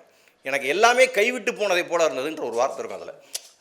அது வந்து ரொம்ப ஸ்பெசிஃபிக்காக எனக்கு ரொம்ப ஒரு படைப்பாளியை எந்த அளவுக்கு உள்ளே கொண்டு போகுது, அதன் மேலே எவ்வளோ ஒரு ஆத்மார்த்தமான ஈடுபாடு அவங்களுக்கு இருக்குது அப்படிங்கிறத நம்ம அதில் தெரிஞ்சுக்க முடியும். இவருடைய இப்போ ஒரு 5 நாவல் குறித்து ஜஸ்ட் ஒன் லைன் சொல்லணும்னா, ஈழ மொழி வட்டார வழக்கு, அதே போல் ஈழத்தில் தொடங்கி இந்தியா வழியாக இந்தியா சிங்கப்பூரெல்லாம் பயணித்து டென்மார்க் நார்வே எல்லாம் போகுது, யூரோப் வரைக்கும் போகக்கூடிய நாவல் தான் நெடிய பனைகள். அது அடுத்தது உப்பிலிக்குடி பார்த்திங்கன்னா ஒரு புதுக்கோட்டை அந்த சமஸ்தான காலம் ஒரு 200 வருஷத்துக்கு முன்னாடியான 200-250 வருஷத்துக்கு முன்னாடியான ஒரு 2-3 நூற்றாண்டுகளுக்கு முந்தைய ஒரு கதைக்களம். அது ஒரு வரலாற்று ரீதியான களம். அடுத்ததாக வந்து வெப்புள் போத்து ரெண்டுமே வந்து கிட்டத்தட்ட தோழர் சொன்ன மாதிரி அந்த கீழத்தஞ்சை ஒன்று வேதாரண்யம்ங்கிறதுனால கொஞ்சம் வந்து டிஃப்ரென்ஸ், அவ்வளோதான். அந்த வட்டார வழக்கு இது எல்லாமே வந்து இந்த வட்டார வழக்குகள் சார்ந்தது. பதிலியில் வந்து எனக்கு ரொம்ப பிடிச்ச விஷயம் என்னென்னா, அவர் அந்த தென்காசி இல்லையா, தென்காசி ஒட்டி அந்த இஸ்லாமிய சமூகத்தில் இருக்கக்கூடிய வட்டார வழக்கில் அங்கே ஆரம்பிச்சுட்டு இருக்காரு. திடீர்னு பார்த்தீங்கன்னா சென்னை தமிழில் வந்த படைப்புகளில் நீங்கள் அது ரொம்ப பர்ஃபெக்டாக இருக்குன்னுலாம் சொல்ல முடியாது. எனக்கு தெரிஞ்சு ஒரு 90%, ஏன்னா 100% இருக்கான்னு எனக்கும் தெரியல. ஏன்னா நான் சென்னை தமிழ் எனக்கு அந்தளவுக்கு அது வாசித்த ரொம்ப பர்ஃபெக்டாக இருக்கான்னு தெரியலதுனால இது ரொம்ப ரொம்ப ஏன்னா வந்து அந்த வேற ஒரு வட்டாரத்துலேருந்து வந்தவர் இந்த இடத்துல இன்னொரு வட்டார வழக்கை ரொம்ப தெளிவாக எழுதுறது ரொம்ப பிரமிப்பாக இருந்தது. ரொம்ப அற்புதமாக அவரும் பதிலை எழுதியிருந்தார். இதுதான் இந்த 5 நாவல்களை பற்றிய சுருக்கமான அறிமுகம். அனைவருக்கும் என்னுடைய மனமார்ந்த அன்பும் நன்றியும் வணக்கம். ஓகே, இது சொன்னோம் இல்லையா, எல்லாமே வந்து இந்த உட்காந்து திருத்தம் பார்த்துட்டு இருப்பேன். இந்த ஷீல்டுங்கெல்லாம் பண்ணும்போதும் உட்காந்து அப்படி தான் நானும் திருத்தம் பார்த்து எல்லாத்தையும் வந்து சூர்யாவுக்கு வேறு அனுப்புனேன். இதில் என்னென்னா எல்லாத்துலேயும் வந்து 25,000 பரிசுன்னு போட்டிருக்கு. அதனால் தயவு செய்து எல்லா நாவலாசிரியர்களும் 25,000 ரூபாய் வந்து அட்வான்ஸாக அடுத்த நாவல் படைப்பில் நீங்கள் போட்டியில் கலந்துக்கிட்டு அட்வான்ஸாக ரிசீவ் பண்ணுறதுக்கான வாழ்த்து நினச்சிக்கோங்க. எல்லாருக்கும் 25,000 இல்லை, வெற்றி பெற்றவர்களுக்கு மட்டும் 25,000 பரிசு, மற்றவர்களுக்கு சிறப்பு பரிசு உண்டு என்பதையும் சொல்லி எது இல்லை இப்போ வேண்டாம். அண்ட் எல்லாருக்கும் உணவு ஏற்பாடு செய்யப்பட்டிருக்கிறது. நிகழ்வு முடிந்த பிறகு உணவருந்தி செல்லுமாறு அன்போடு கேட்டுக்கொள்கிறோம். நன்றி, வணக்கம். நல்லு வந்து பதிப்பாளர் மட்டும் இல்லைங்க, ஒரு மேக்ஸ் வாத்தியார். அவர்கிட்ட புக்கு வாங்கினோம்னா எழுத்து பிழை வாக்கிய பிழையெல்லாம் இருந்தால் எடுத்து சொல்லுன்னு சொல்லுவார். அதனாலே முக்கியமாக புக்கு படிச்சே ஆகணும். அடுத்ததாக விருது நாவல் கிடைக்கும். எல்லா நாவலுமே ரொம்ப நல்லா இருக்கு. வெளியே காசு கொடுத்து வாங்கி செல்லுமாறு அன்போடு கேட்டுக்கொள்கின்றேன். இப்பொழுது விருதும் கேடயமும் வழங்கப்படுகிறது நாவலாசிரியர்களுக்கு. தமிழகத்தின் மிக முக்கியமான பெண் ஆளுமைகளில் எழுத்தாளரும் வரலாற்று ஆய்வாளரும் தமிழ்நாடு ஆவண காப்பகத்தின் உதவி பதிப்பாசிரியருமான வெண்ணிலா அக்கா அவர்கள் கேடயமும் பரிசும் வழங்குகிறார்கள்.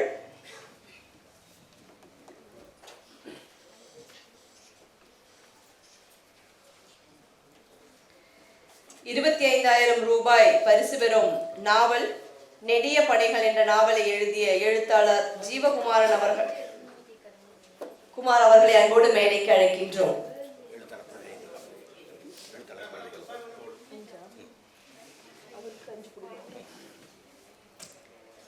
எழுத்தாளருக்கு 5 பிரதிகள் கொடுக்கப்படுகிறது.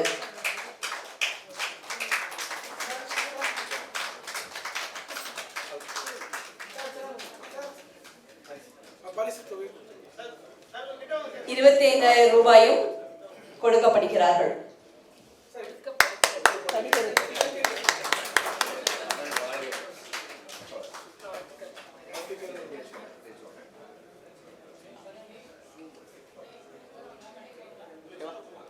அடுத்ததாக 25,000 ரூபாயும்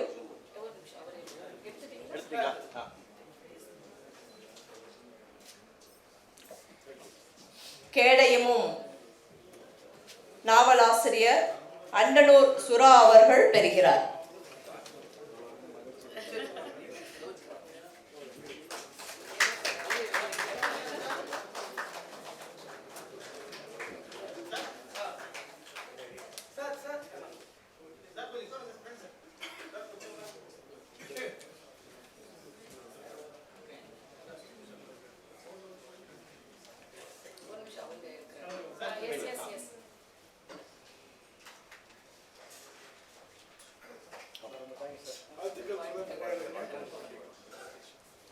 அடுத்த 3 நாவலுக்கும் தலா 3,000 ரூபாய் பரிசு வழங்கப்படுகிறது.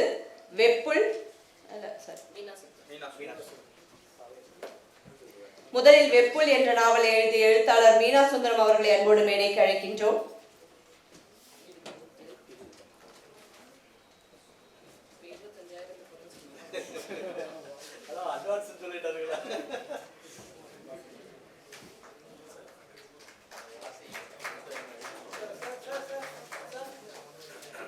அடுத்த நாவல் போத்து என்ற நாவலை எழுதிய பசுமை காவலர் வாழும் நம்மாழ்வார் எழுத்தாளர் வானவன் அவர்களை அன்போடு மேடைக்கு அழைக்கின்றோம்.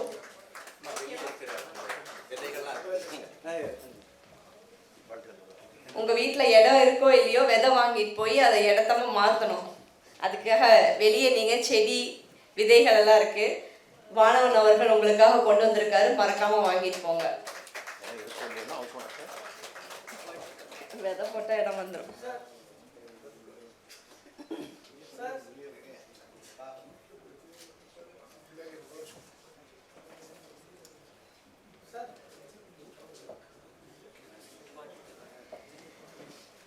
அடுத்து பதிலி என்ற நாவலை எழுதிய முகமது மஹ்ரூப் அவர்களை மேடைக்கு அழைக்கின்றோம். தொடர்ந்து இவர் எழுதி வந்தாலும் நூலாக வரும் முதல் நாவல் இது, அதனால சிறப்பாகவே கைத்தட்டலாம்.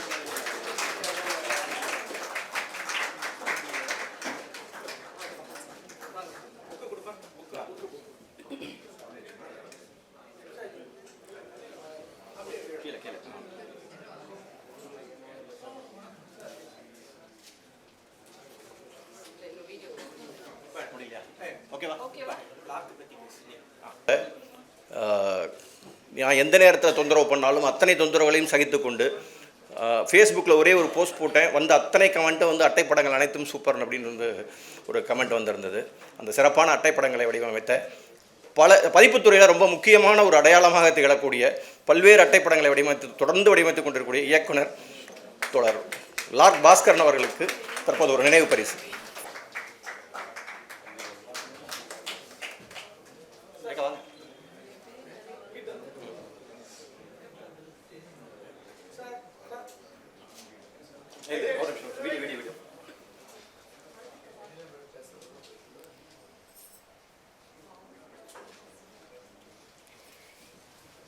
அடுத்ததாக ஏற்புரை வழங்க நாவலாசிரியர்களை அன்போடு அழைக்கின்றோம். வெஜ்ஜு நான்வெஜ்ஜு சாப்பாடு இருக்குன்னு சொல்லிட்டாங்க. அதனால் எவ்வளவு சீக்கிரமாக நீங்கள் பேசுகிறீங்களோ அவ்வளோ சீக்கிரமாக சாப்பிட்லாம் அப்படிங்கிறது தான்.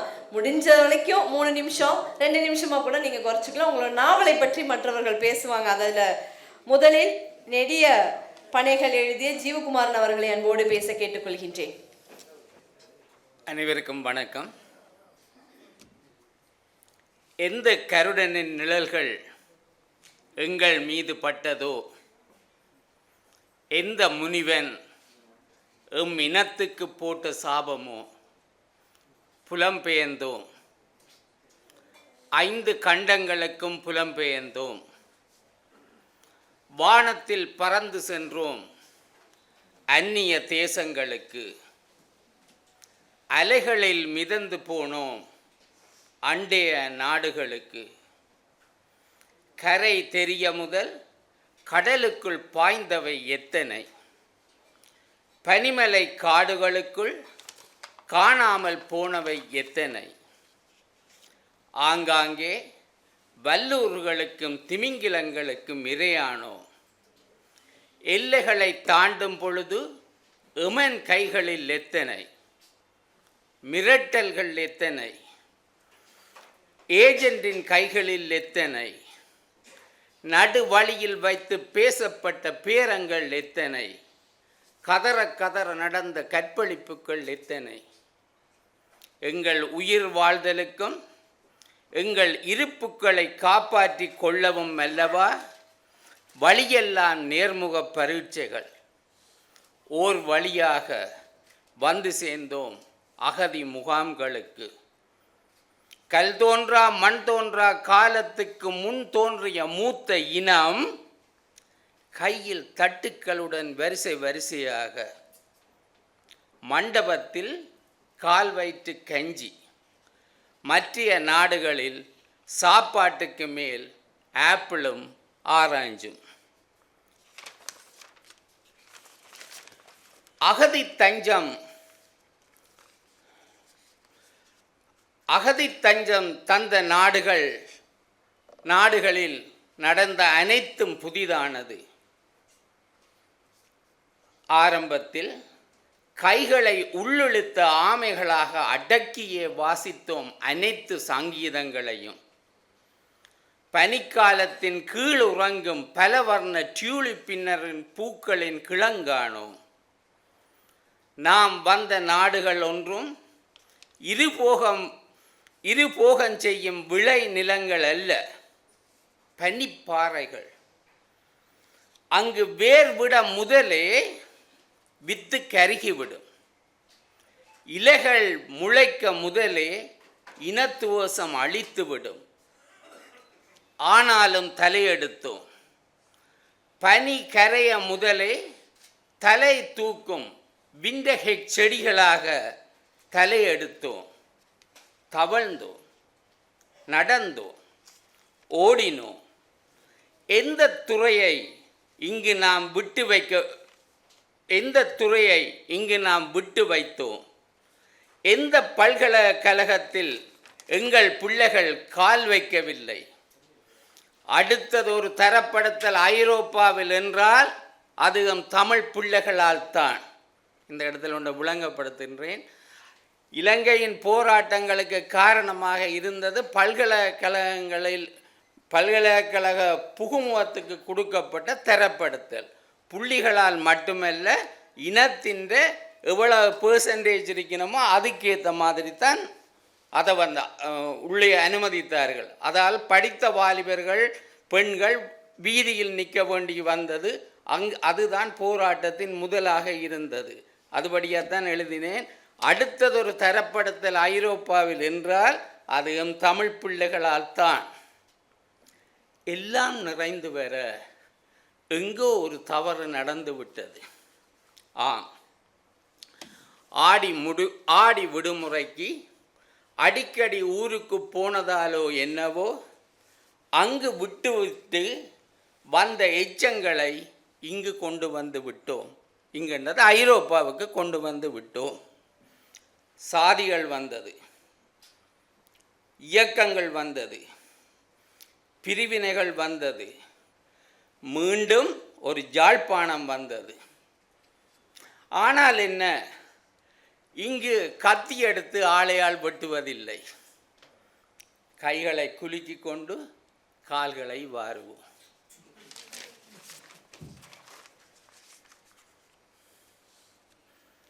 இந்த எனது முதலாவது ஜாவும் கற்பனை அல்ல என்ற தொகுதியில் எழுதின இந்த உரைவீச்சின் ஒரு வடிவம்தான் எனது அனைத்து படைப்புகள் என்றும் ஒரு குறிப்பிட்ட ஒரு வரியில் சொல்லலாம். அதன் ஒரு வகைதான் இந்த நெடிய பனைகள். முதலாவது எல்லாருக்கும் நன்றி வணக்கம் சொல்ல முதல் நான் அல்லது எனது வணக்கத்தோடு எனது நன்றி உரையை முதலே நான் தெரிவித்து கொள்ள விரும்புகின்றேன். எதுக்காக இந்த நன்றி என்று பார்த்தா, ஒரு எழுத்தாளனுக்கு இந்த போட்டி, இந்த விருது என்றது அவனுக்கு கொடுக்கப்படுற ஒரு வெளிச்சம். இந்த வெளிச்சம்தான் இந்த அங்கீகாரம். இதில் வர பரிசில் எத்தனையாவதுன்றதோ அதில் கொடுக்கப்படுற பணம் ஒன்றும் இல்லை. அவனுக்கு பாய்ச்சப்படுகின்ற இந்த வெளிச்சம். இந்த விளம்பரம் என்றதை பற்றி சொல்லும் பொழுது ஒன்று சொல்லுவார்கள். அந்த விளம்பரம் என்றது எப்படி இருக்குமெண்டா, இருட்டுக்குள்ளே நிற்கிற ஒரு பெண்ணை இருட்டுக்குள்ளே நிற்கிற ஒரு பையன் பார்த்து கண் சிமிட்டுவதென்றால் அந்த பெண்ணுக்கு டோர்ச் லைட் அடித்தா தெரியாது. அந்த பெண்ணுக்கு தெரியாது யார் உன்னை பார்த்து கண் அடிக்கிறான்னு. உனக்கு அடிக்கணும். உன்ற முகத்துக்கு லைட்டை அடிச்சுட்டு நீ கண்ணை சிமிட்டினா தான் அந்த பொண்ணுக்கு தெரியும். அது மாதிரி இந்த ஒளி பாய்ச்சின இந்த விடயத்தை தொடர்ந்து, ஒளி பாய்ச்சும் விடயத்தை தொடர்ந்து செய்கின்ற இந்த நாட்கரம் பதிப்பகத்துக்கும் அதுக்கு பாடுபட்டு கொண்டிருக்கின்ற நண்பர் சூர்யா அவர்களுக்கும், அடுத்ததாக இந்த மேடையில் நான் நிற்கும் பொழுது குறிப்பிட்ட இரண்டொருவருக்கு நான் நன்றி சொல்ல கடமைப்பட்டிருக்கின்றேன். இந்த புத்தகத்தில் நான் சமர்ப்பணம் செய்திருக்கின்ற திரு பாலசுப்ரமணியம் ஐயா, அவர் தற்போது இல்லை. அவர் டெல்லி ஜவஹர்லால் நேரு பல்கலைக்கழகத்தில் விரிவுரையாளராக இருந்தவர். எனது நூல்களை ஹிந்தியிலும் தொடர்ந்து அவர் சகோதரர்களை கொண்டு மலையாளத்திலும் மொழிபெயர்த்தவர்கள். அவர்களுடைய சகோதரி மகள்மார் இங்கே வந்திருக்கிறார்கள். சகோதரி தான் அந்த புத்தகத்தை பெற்றுக்கொண்டவர். அடுத்தது மகள் உமா சோமஸ்கந்தன். அடுத்தது இந்தியாவில் இதே நாவல், இந்த ரெண்டு நாவலும் எனது ஒரு சிறுகதையினதும் ஒரு கோமதி, அந்த ஒரு நாவல் குறுநாவலினோடதும் ஒரு சிறுகதையினோட ஒரு நீட்சி தான் இந்த நாவல். அதே மாதிரி எனது முதலாவது புத்தகத்தில் வந்த டென்மார்க் என்ற சிறுகதை என்ற ஒரு நீட்சி தான் கடவுச்சீட்டு என்ற நற்றிணை பதிப்பகத்தில் முதல் பரிசு பெற்ற நாவல். இந்த கடவுச்சீட்டை ஈரோட்டில் அறிமுகம் செய்து இந்த புத்தகத்துக்கும் அணிந்துரை எழுதின பேராசிரியர் திரு மணி அவர்களுக்கு எனது நன்றி. சார் நீங்களும் இல்லை. அதே மாதிரி திரு குமாரி நீலகண்டன் அவர்கள், அவர் வானொலியில் ஒலிபரப்பாளராக இருந்தவர். எனது கடைக்குட்டியன் என்ற சிறுகதை தொகுதியில் வந்த சிறுகதைக்கு விமர்சனம் எழுதினவர்கள். இவர்கள் எல்லாருக்கும் நன்றி சொல்லாமல் நான் அடுத்து கடந்து போக முடியாது. மஸ்தியஸ்தர்கள், அவர்களுக்கு நான் நன்றி சொல்லுவது சம்பிரதாயமாக இருந்தாலும் அவர்கள் நடுவர்களாக இருந்திருக்கிறார்கள். நன்றி. ஒரு 2 நிமிடம். இந்த நாவல்கள் எழுதுவதற்கு எது சாத்தியப்பட்டது? இலங்கையிலேருந்து என்னால் எழுத இயலாது, இந்தியாவிலேருந்து இதே நாவலை எழுத இயலாது. எங்கே அந்த சாத்தியம் வந்தாண்டா, நாங்கள் போன நாடுகளில் கிடைத்த கருத்து சுதந்திரமும் எழுத்து சுதந்திரமும் அங்கத்தே ஜனநாயகமும் தான். இந்த கதையை வாசித்தா கன இடங்களில் உங்களுக்கு அது படும். இதால் இது எழுதக்கூடியதாக இருந்தது. ஒரு 2 சின்ன உதாரணத்தை மட்டும் கூறி எனது பேச்சை முடிக்கின்றேன். எதற்காண்ட எப்படி அந்த நாட்டின் ஒரு ஜனநாயகம், எப்படி சட்டம். முதலாவது, இந்திய அமைதிப்படை இலங்கைக்கு வந்த பொழுது அங்கே அகதியாக இருந்தார்கள். ஒரு கணவன் அகதியாக இருந்தால் மனைவி எடுத்து கொடுப்பார்கள், மனைவி அகதியாக இருந்தால் கணவனை எடுத்து கொடுப்பார்கள். ஆனால் அந்த நேரம் அமைதிப்படை போன நேரம் டென்மார்க் அரசாங்கம் யோசித்தது, இனி அங்கே எல்லாம் பிரச்சனை தீர்ந்திருந்தானே, இனி கூப்பிட தேவையில்லையாண்டு, கூப்பிட்டு கொடுக்க தேவையில்லையாண்டு பிரதம மந்திரியும் நீதி அமைச்சரும் தங்களுக்குள்ளேயே கதைச்சு கொண்டு குடும்பங்களை கூட்டி கொண்டு வரது நிப்பாட்டியிருக்கிட்டார். நீங்கள் Tamil case in Denmark and போட்டிங்களா கூகுளில் இவ்வளோ கட்டு புத்தகம் பார்ப்பீங்க. அப்போ அப்படி நிற்கும் பொழுது இந்தியன் பீஸ் கீப்பிங் ஃபோர்ஸால் சிலர் அங்கே காலம் சென்றுட்டார்கள். இந்த பிரச்சனை டென்மார்க்குக்கு வந்தது. எதிர்கட்சி கேட்கும் பொழுது ஆளுங்கட்சி சொன்னது, எங்கட காப்பீட்டு கீழே ஒன்றுமில்லை, அதாவது நாங்கள் பொய் சொல்லவில்லை என்று. அது நிரூபிக்கப்பட்டது. நிரூபிக்கப்பட்ட அன்றே அந்த ஆட்சி கவிண்டது. பிரதம மந்திரி 1 வருஷம் சிறைக்கு போனார், நீதி அமைச்சர் 3 வருஷம் சிறைக்கு போனார். இது ஒரு உதாரணம். இரண்டாவது, அடுத்த ஆண்டு பதவிக்கு வர இருந்த எதிர்க்கட்சி தலைவர் ஒரு கிறிஸ்மஸ் அன்று எல்லாரோடையும் சேர்ந்து சாதாரண வைன் தான், அவர்கள் ஆளுங்கட்சியாக்களோடையே சேர்ந்து குடிப்பினோம், அதெல்லாம் பிரச்சனை இல்லை, அதில் கை குலுக்குவார்கள், அது ஒரு பிரச்சனையும் இல்லை. நான் இப்போ அதை பற்றி கணக்கு கதைக்கலாம், அங்கே வாழ்வியலை பற்றி. அவர் ஒரு மெல்லிய வைன் எடுத்து போட்டு காரை கொண்டு போய்க்க, அது ஒரு சீமெண்ட் கட்டிலே அடிபட்டுடுது. அவர் இறங்கி போய் போலீஸுக்கு சொன்னார், இந்த கார் அடிபட்டு இருக்கு, அதை கொண்டு போய் வீட்டை விடுங்கன்னு. அப்போ அதில் ஒரு போலீஸ் கேட்டிருக்கிறார் எதிர்க்கட்சி தலைவரை, நீங்கள் ஒருக்கா ஊதுங்க. அவர் ஊதினா அவருக்கு 0.5 புரோமியில் விட கூட இருந்தது. அப்படி இருந்தால் அவர் தண்டனைக்குரிய குற்றவாளி. தண்டனைக்குரிய குற்றவாளியாக நீதிமன்றம் தீர்த்த எவரும் பாராளுமன்றத்துக்கு போக முடியாது. அதனால் அவர் பிரதம மந்திரியாகின்ற சந்தர்ப்பத்தை இழந்தார். ஒரு நிமிஷம் யோசிச்சு பாருங்க, குற்றவாளிகள் அல்லது குற்றம் சாட்டப்பட்டவர்கள் சட்டமன்றத்துக்கு போக முடியாதென்றால் இந்திய பாராளுமன்றங்களில், சட்டசபைகளில், இலங்கை பாராளுமன்றத்தில், இலங்கை சட்டசபைகளில் எத்தனை பேர் இருக்க முடியும்? ஆகவே இது எதுக்காக எது எங்களுக்கு இந்த இன்ஸ்பிரேஷன்களை தருகுது? அதாவது இங்கே இல்லாத பல விடயங்களை நான் இப்போ பேசிக்கொண்டே இருக்கலாம், கடைசியில் நான்வெஜ்ஜும் இல்லை வெஜ்ஜும் இல்லாமல் போயிடும். ஆகவே இந்த கலாச்சார மாற்றங்கள், இந்த கலாச்சார மோதல்கள், இந்த ஐடென்டிட்டியை நாங்கள் இழப்பது, எங்களுக்கு தெரியாமல் எங்களோட ஐடென்டிட்டியை இழந்து கொண்டு போவது, இப்படி எத்தனையோ விடயங்களின் ஒரு ஒரு துளி சொல்லப்பட்டது, இதில் மிக கொஞ்சம் சொல்லப்படாதது அதிகம் இருக்கின்றது. நன்றி, வணக்கம். எங்களுக்கும் உங்கள் பேச்சை கேட்டுக்கிட்டே இருக்கணும்னு ஆசை தான், ஆனால் நேரம் இல்லாதனால தான் அடுத்ததாக உப்புளிக்குடி சுரா அவர்களை பேச கேட்டுக்கொள்கின்றேன். அனைவருக்கும் எனது முதற்கண் வணக்கத்தை தெரிவித்துக் கொள்கின்றேன். இந்த விருதை நான் 2வது முறையாக பெறுகின்றேன். கடந்த முறை பெறுகின்ற பொழுது இருந்த உணர்வு இந்த முறை அதை உணர்ச்சி மயமாக மாறியிருக்கிறது. அந்த வகையில் சே சுப்பையா நினைவு அந்த குடும்பத்தினருக்கு எனது சார்பிலும், எனது குடும்பத்தின் சார்பிலும், எனது வாசகர் சார்பிலும் நன்றிகள் தெரிவித்துக் கொள்கின்றேன். நடுவர்களுக்கு எனது அன்புகள்.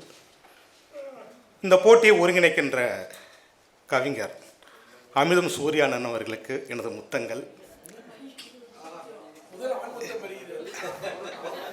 இந்த நூலினுடைய அட்டைப்படத்தை மிக அற்புதமாக வடிவமைத்திருக்கின்ற லார் பாஸ்கரன் அவருக்கு எனது பேரன்புகள். எங்கள் புதுக்கோட்டையினுடைய பெயர்த்தி மருமகள் ஆர் வெண்ணிலா அவர்களுடைய முன்னிலையில் அவரது திருக்கரங்களால் பரிசு பெறுவதை, பாராட்டு பெறுவதை மிக பெருமையாக கருதுகிறேன். இந்த ராமா சே சுப்பையா அப்படிங்கிற சிறுக அந்த நாவல் போட்டியில் நான் கலந்து கொள்வதற்கு ஒரு பேராசைப்படுவேன். 1 லட்சம் ரூபாய் பரிசு போட்டி அறிவித்திருக்கிறார்கள். அதற்கு கூட இந்த நாவலை நான் அனுப்பவில்லை. இதற்கு தான் நான் அனுப்பினேன். என்ன காரணம் என்றால், சே சுப்பையா என்கின்ற பெயர் அவருக்கு எப்படி தந்தையோ, எனது அப்பா பெயரும் சுப்பையா தான். கடந்த முறை அவர் பேசினார், இந்த பரிசு ஏன் நான் கொடுக்குறேன்னா, சே சுப்பையா அப்படிங்கிற பெயர் இலக்கிய உலகில் உச்சரித்து கொண்டே இருக்க வேண்டும் அப்படின்னு சொன்னார். நான் அதை தான் நினைக்கிறேன். சுப்பையா அவருடைய மயன் பரிசு வாங்கிட்டான்டா அப்படின்னு சொல்லணும். அதுக்காகத்தான் இந்த நான் பரிசை நான் பெற்றேன், இந்த போட்டியில் கலந்துக்கிட்டேன். இன்னொரு முக்கியமான காரணம் இது ஒன்று, நாற்கரம் பதிப்பகத்தில் நூல் வருகிறது. எத்தனையோ பதிப்பகம் இருக்கலாம், நான் எல்லா பதிப்பகத்திலையும் நான் நூல் போட்டிருக்கிறேன். ஆனால் ஒரு பதிப்பகத்தாரே முழுசாக படித்து பிழை திருத்தம் பண்ணி கருத்து சொல்லி ஒரு நூல் வருகிறது என்றால் நாற்கரம் பதிப்பகம் தான். சக எழுத்தாளர்கிட்ட இந்த சாகித்ய அகாடமி இந்த டிசம்பர் வந்துச்சுன்னா பேச ஆரம்பிச்சிடுவோம். சாகித்ய அகாடமி இந்த வருஷம் யார் கொடுக்க போகிறாங்க அப்படின்னு பல பேர் கேட்போம். நம்ம பெரிய எழுத்தாளர் மாதிரி பல பேரும் கேட்பாங்க. ஆனால் நான் சில நேரம் சொல்லுவேன், யார் வாங்க போகிறாங்கிற எனக்கு தெரியாது, ஒரு 5 வருஷத்துக்கெல்லாம் நாற்கரம் வாங்கிடும் அப்படின்னு நான் சொல்லுவேன். அது நான் அவருடைய உழைப்பின் மீது நான் வைத்திருக்கக்கூடிய ஒரு நம்பிக்கை. நண்பர்களே, நான் ஃபஸ்ட் சொன்னேன் இல்லையா, போன முறை அது உணர்வுபூர்வமாக வாங்கினேன். இந்த முறை இந்த பரிசை நான் உணர்ச்சிபூர்வமாக வாங்குகிறேன். இந்த உணர்வுக்கும் உணர்ச்சிக்குமான ஒரு வித்தியாசத்தை படைப்பு அரங்கம் எனக்கு அமைத்து கொடுத்ததாக நான் நினைக்கிறேன். நானும் என் கூட வந்த நண்பர் வம்பன் செபாவும் இரவு இங்கே தங்கியிருந்தோம். அப்போ ஒரு நூல் எடுத்து படித்தேன். இந்த ரா சே சுப்பையாங்கிற பரிசு எப்படி கொடுக்குறாங்க. என் கிராமத்தில் ஏதுன்னு ஒரு சொல்லு இருக்குது. ஏது ஏதாவது தின்ன கொடுத்தோம்னா ஏது, ஏதாவது ஒரு பொருளை கொடுத்தோன்னா ஏது, ஆனால் ஏதுன்னு கேட்காதப்பா சாப்பிடுப்பா அப்படிம்பாங்க. அதை கேட்டோம்னா அதுக்குள்ளே ஒரு பெரிய சோகம் இருக்கும். அதுபோல் இந்த பரிசு ஏது அப்படின்னு நான் எப்படி நினச்சிக்கிட்டேன் அப்படின்னா, இராசே சுப்பையாவுடைய மகன் தேவா அவங்க அப்பா மேல் இருக்கின்ற அதிகப்படியான பாசத்தை வெளிப்படுத்துவதற்காக இவருடைய உழைப்பிலிருந்து அந்த பரிசை கொடுக்கிறார் அப்படின்னு தான் நான் போன முறை அதை வாங்கினேன். எப்படி வாங்கினேன்னா, ஒரு பரிசு தொகையை சக கைக்குழுக்களை போல் அந்த பரிசை வாங்கினேன். நேற்று படித்தேன், அண்ணன் அமிர்தம் சூர்யா எழுதியிருக்காரு, தேவா சுப்பையா சொல்லியதாக எழுதியிருக்காரு. எனக்கு ரொம்ப பணம் மனசு கணத்துக்கு இந்த பரிசை நம்ம வாங்கணுமா அப்படின்னு கூட நான் நினச்சேன். அவர் என்ன எழுதியிருக்கிறாருன்னா, இராசே சுப்பையா ஒரு விபத்தில் இறந்து விடுகிறார். ரைட்டா? அந்த விபத்தில் ஒரு காப்பீட்டு தொகை வருகிறது. இந்த காப்பீட்டு தொகை முறையாக குடும்பத்தார்கள் அடித்து கொண்டு பிரித்துக் கொள்வது வழக்கம். ஆனால் தேவா என்ன சொல்கிறாரு, அண்ணா இது மாதிரி எங்கள் அப்பா விபத்தில் இறந்துட்டார், அந்த காப்பீட்டு தொகை வருகிறது, இந்த காப்பீட்டு தொகை நான் பயன்படுத்தி கொள்ள விரும்பலை, எங்கள் அப்பாவுக்கு இலக்கியம் ரொம்ப பிடிக்கும், என்னெல்லாம் எழுத வச்சு அழகு பார்த்தாரு, ஆகவே எழுத்தாளர்களுக்கு இதை நான் பரிசாக கொடுக்கிறேன் அப்படின்னு சொன்னார். இதை அவர் எந்த மேடையிலும் சொல்லி நான் கேட்கல, இதை நான் கற்பனையாகவும் சொல்லலை, எழுத்துப்பூர்வமாக எழுதப்பட்டிருக்கிறது. எனக்கு அது வாங்குறது ரொம்ப கஷ்டமாக இருந்துச்சு. நிஜமாவே இரவு போயிடலாமான்னு கூட நினச்சேன். ஏன்னா அது இந்த தொகையை நான் ஒரு கவரில் போடப்பட்ட ஒரு இதயமாக நினச்சி தான் வாங்கினேன். போன முறை அந்த பணத்தை வாங்கி நான் என்ன பண்ணுனுங்கிறது எனக்கு தெரியலை. இந்த பணத்தை நான் ஒரு ஊதரித்தனமாக செலவு செய்த முடியாது, என்ன செய்யணுங்கிறது எனக்கு தெரியலை. போயிடலாமா நினச்சேன். அப்பொழுது எனக்கு உமர் புலவர் நினைவுக்கு வந்தார், சீதைக்காதி நினைவுக்கு வந்தார். ஒரு சீதைகாதி தான் செத்த பிறகும் கொடுத்தவன். அப்படியாக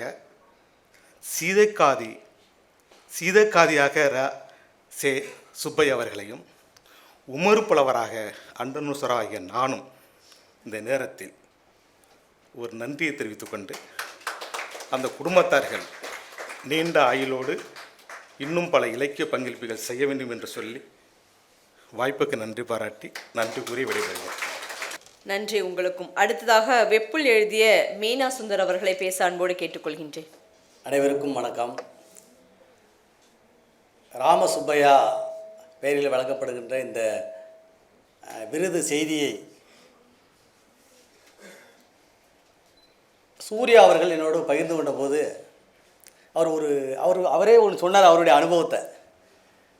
தம்பி, உனக்கு ஒரு ஆறுதல் பரிசு கொடுக்கலான்னு நினைக்கிறோம், வாங்கிக்கிறியா? வேணாம்ப்பா, அதை விட்டுரு, நான் அடுத்ததை பார்த்துக்கிறேன் அப்படிங்கிற ஒரு மனநிலை எனக்கு வந்தது, உண்மையாகவே எனக்கு வந்தது. நான் பிறகு அதை நான் அப்படியே அவர் சொன்னது மாதிரி சொல்லலை. சரி தோழர், நீங்கள் பதிப்பிக்கிறதுல சம்மதம் தான் சொல்லி சொன்னேன். ஏன்னு கேட்டிங்கன்னா, எனக்கு என்னுடைய அனுபவத்தில் இந்த இலக்கியம் சார்ந்து இயங்க தொடங்கின காலகட்டத்தில் பல நேரங்களில் பல பரிசுகள் உங்களுக்கு முடிவு செய்யப்பட்டு விட்டன என்று செய்தி எனக்கு வரும் எனக்கு. ஆனால் அறிவிக்கப்படும் போது என்னுடைய பெயர் இருக்காது. அது மாதிரி எனக்கு நிறைய அனுபவங்கள். ஆனாலும் கூட நான் உண்மையாகவே அதை நான் யாருக்கிட்டையுமே குறைப்பட்டது கிடையாது. ஏன்னா இது போட்டி நடத்தக்கூடியவர்களுடைய 100 விழுக்காடு அவர்களுடைய உரிமை சார்ந்த விஷயம். ஆனால் நான் எதில் மகிழ்ச்சி அடைவேன்னா, நம்ம படைப்பு போய் அவங்கள அசைச்சு பார்த்துருக்கு. இப்போ அண்மையில் கூட என்னுடைய வேறொரு நாவல் வேற ஒரு போட்டியில், அது சாதாரண தொகை அல்ல, சில லட்சங்கள். அந்த போட்டிக்கு கிட்டத்தட்ட நிறைவு பகுதியில் உங்களுடைய பெயர் முடிவு செய்யப்பட்டது என்று சில தகவல்கள் வந்துச்சு. உண்மையாகவே நான் அதை நம்பலை, என்னை கிண்டல் பண்ணுறாங்கன்னு நினச்சிக்கிட்டேன் நான். ஆனால் அந்த தகவல் உண்மையாக இருந்து அது இலக்கிய வட்டத்தில் ஒரு மிகப்பெரிய ஒரு பேசுபொருளாக மாறிடுச்சு. எனக்கு நண்பர்கள் சில பேர் சொன்னாங்க. நான் இன்னொரு நம்முடைய அன்புக்குரிய அண்ணன் தமிழ் மணவாளன் வந்திருக்கிறாரு. சௌமா இலக்கிய விருதுக்கு போகிறப்போ நண்பர்கள் சில பேர் என்கிட்ட துக்கம் விசாரிக்கிறது மாதிரி, என்னங்க அப்படி ஆயிடுச்சு, என்னங்க அப்படி உண்மையாகவே எனக்கு தெரியல. அந்த செய்தியை நான் அதில் கவனம் கொடுக்கவே இல்லை. அப்போது பிறகு தான் அப்புறம் அங்கேயும் நண்பர்கள் இது மாதிரி நாங்கள் கேள்விப்பட்டோம். சில முகநூலில் கூட மறைமுகமாக, அதை நேரடியாக சில பேர் குறிப்பிடலை, மறைமுகமாக எழுதுனாங்க. அப்போ எனக்கு சின்ன ஒரு மன கஷ்டம் இருந்ததை ஒழிஞ்சு, ஆனால் நான் எதில் நிறைவு கொண்டேன்னாக்கா, நமக்கு யாருன்னே தெரியாது. அவங்கள இந்த போட்டி நடத்தக்கூடியவர்களை யாருன்னே தெரியாது. ஆனால் அவர்களை நமக்கு எழுத்து போய் கடைசி வரலையும் அசைச்சிருக்குல்ல, அதுதான் மிகப்பெரிய வெற்றியாக நான் பார்த்தேன்.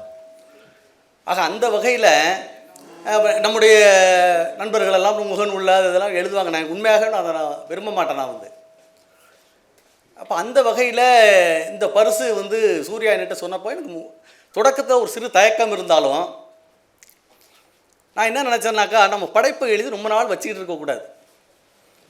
பரிசு ஒரு பெரிய விஷயம் இல்லை. ஒரு தொகை என்பது நம்ம ஜீவகுமாரன் அவர்கள் குறிப்பிட்டதைப் போல் இது ஒரு பெரிய, இதை வச்சு பெரிய மாட மாளிகை கூட கோபுரங்கள்லாம் கட்டிட்டு போக போகிறதில்ல. எழுத்தாளன் அதுக்கு ஆசைப்படுறதும் கிடையாது. தன்னுடைய எழுத்து பேசப்படணும், அவ்வளோதான். அவன் விரும்பக்கூடிய ஒன்றாக இருக்கும். அந்த வகையில் நான் என்ன நினச்சேன்னா, இந்த படைப்பு நம்ம இந்த விஷயத்தை நான் எழுதி ஒரு 2 வருஷம் ஆகுது. ஏன் இந்த தெய்வானையை நம்ம வச்சு சுமந்துக்கிட்டே இருக்கணும்? இந்த தெய்வானை என்னை இந்த வெப்புள்ள வரக்கூடிய தெய்வானை என்ற ஒரு கதாபாத்திரம் என்னை ரொம்ப தொந்தரவு பண்ணிக்கிட்டே இருந்தா. ஏன்ப்பா என்னை நீ வெளியிலே விட மாட்டேற, வீட்டில் பூட்டியே வச்சுருக்கிறாங்கிற மாதிரியான ஒரு குரல்.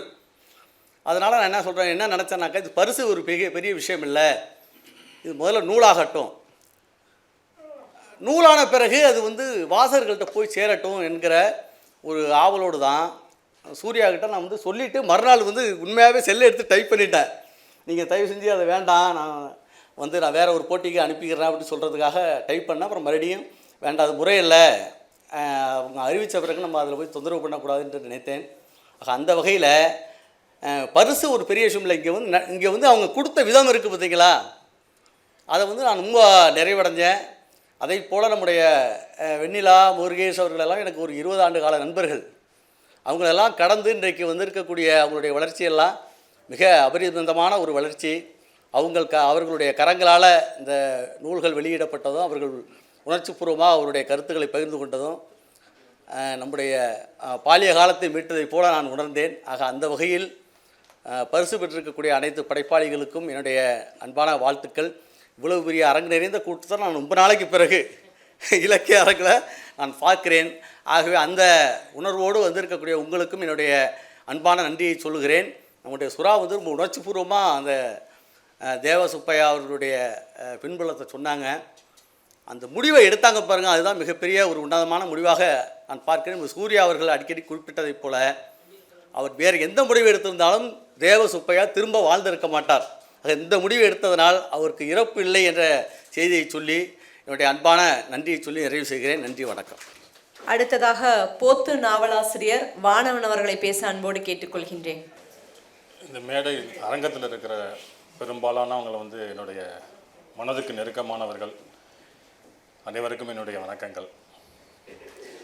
ஒரு 3/4 நூற்றாண்டு காலமாக நம்மிடம் வந்து அந்த நவீன வேளாண்மை இங்கே நிறைய பிரச்சனைகளை கொடுத்துருக்கு. நான் என்ன வெளியில் தெரியாத அளவுக்கு உயரமாக இருந்த நெல் ரகங்கள் இருந்தபோது இங்கே மருத்துவமனைகள் கிடையாது. இப்போ ஒரு நாய் நடந்து போனால் அது முதுகு தெரிகிற உயரத்தில் இருக்கிற நெல் ரகங்களால் நாட்டின் மிகப்பெரிய கட்டிடங்களாக மருத்துவமனை இருக்குது. இது எனக்குள் ஏற்பட்ட ஒரு பெரிய பாதிப்பு. அதனால தொடர்ந்து நிறைய விஷயங்கள் நான் முன்னெடுத்து நானும் என்னுடைய அமைப்பில் இருக்கவங்களும் பண்ணிக்கிட்டு இருக்கோம். அதை பற்றி பேசுகிறதுக்கு நிறைய விஷயங்கள் இருக்குது. கடந்த ஒரு 10 ஆண்டுகளாக தமிழக விவசாயிகள் சந்திச்சிட்டு இருக்க முக்கியமான பிரச்சனை மயில் அதிகமாயிட்டு, பன்றிகள் அதிகமாயிட்டு. இங்கே இருக்க உணவு சங்கிலி, உயிர்ச்சூழல் இதெல்லாம் பாதிக்கப்பட்டிருக்கு. நிலப்பரப்பில் தான் எப்படின்னா, நேற்று மாதவரத்தில் இருக்கக்கூடிய மீன்வளத்துறை பல்கலைக்கழகத்தை சேர்ந்த ஒரு தம்பி பேராசிரியர் வீட்டுக்கு வந்திருந்தார். அவர்கிட்ட பேசிக்கிட்டு இருந்தோம். கடலில் ஒரு புதுதாக ஒரு சிற்பி அதிக அளவில் இருக்குது, அதை அகற்றுறது என்ன பண்ணுறதுன்னு தெரியலை, அதுக்காக பெரிய போராட்டத்தை எடுத்துக்கிட்டு இருக்கோம் அப்படிங்கிற மாதிரி அவர் சொன்னார். இங்கே உயிர்வேலிகள் இருந்த வரைக்கும் இருந்த ஓநாய், நரி, காட்டுப்பூனை இது வந்து மயிலை கட்டுப்படுத்திட்டு, பன்றிகளை கட்டுப்படுத்திட்டு, அது மாதிரி அங்கே அந்த சிப்பிகளை கட்டுப்படுத்த இருந்த ஏதோ ஒன்று வந்து பழிஞ்சு போனதுனால அங்கே ஒரு பெரிய பிரச்சனைகளை சந்திச்சுக்கிட்டு இருக்காங்க. அடுத்து வந்து இன்றைக்கி இருக்கிற தலைமுறை வந்து ஒரு பெரிய விஷயத்தை நம்பிக்கிட்டு இருக்காங்க. இங்கே ரசாயன உரமும் பூச்சிக்கொல்லி மருந்து இது இல்லாமல் விவசாயத்தை பண்ண முடியாது அப்படின்னு சொல்லிட்டு, இதுக்கெல்லாம் ஏதோ நமக்கு தெரிஞ்ச ஒரு விஷயங்களை முன்னெடுத்து கொண்டு போகணும் அப்படிங்கிறதுக்காக தான் தொடர்ந்து உயிர்வேலி, உரக்குழி, இப்போ வந்திருக்க போத்து, இந்த மாதிரி படைப்புகளை நான் எழுதிக்கிட்டு இருக்கேன்.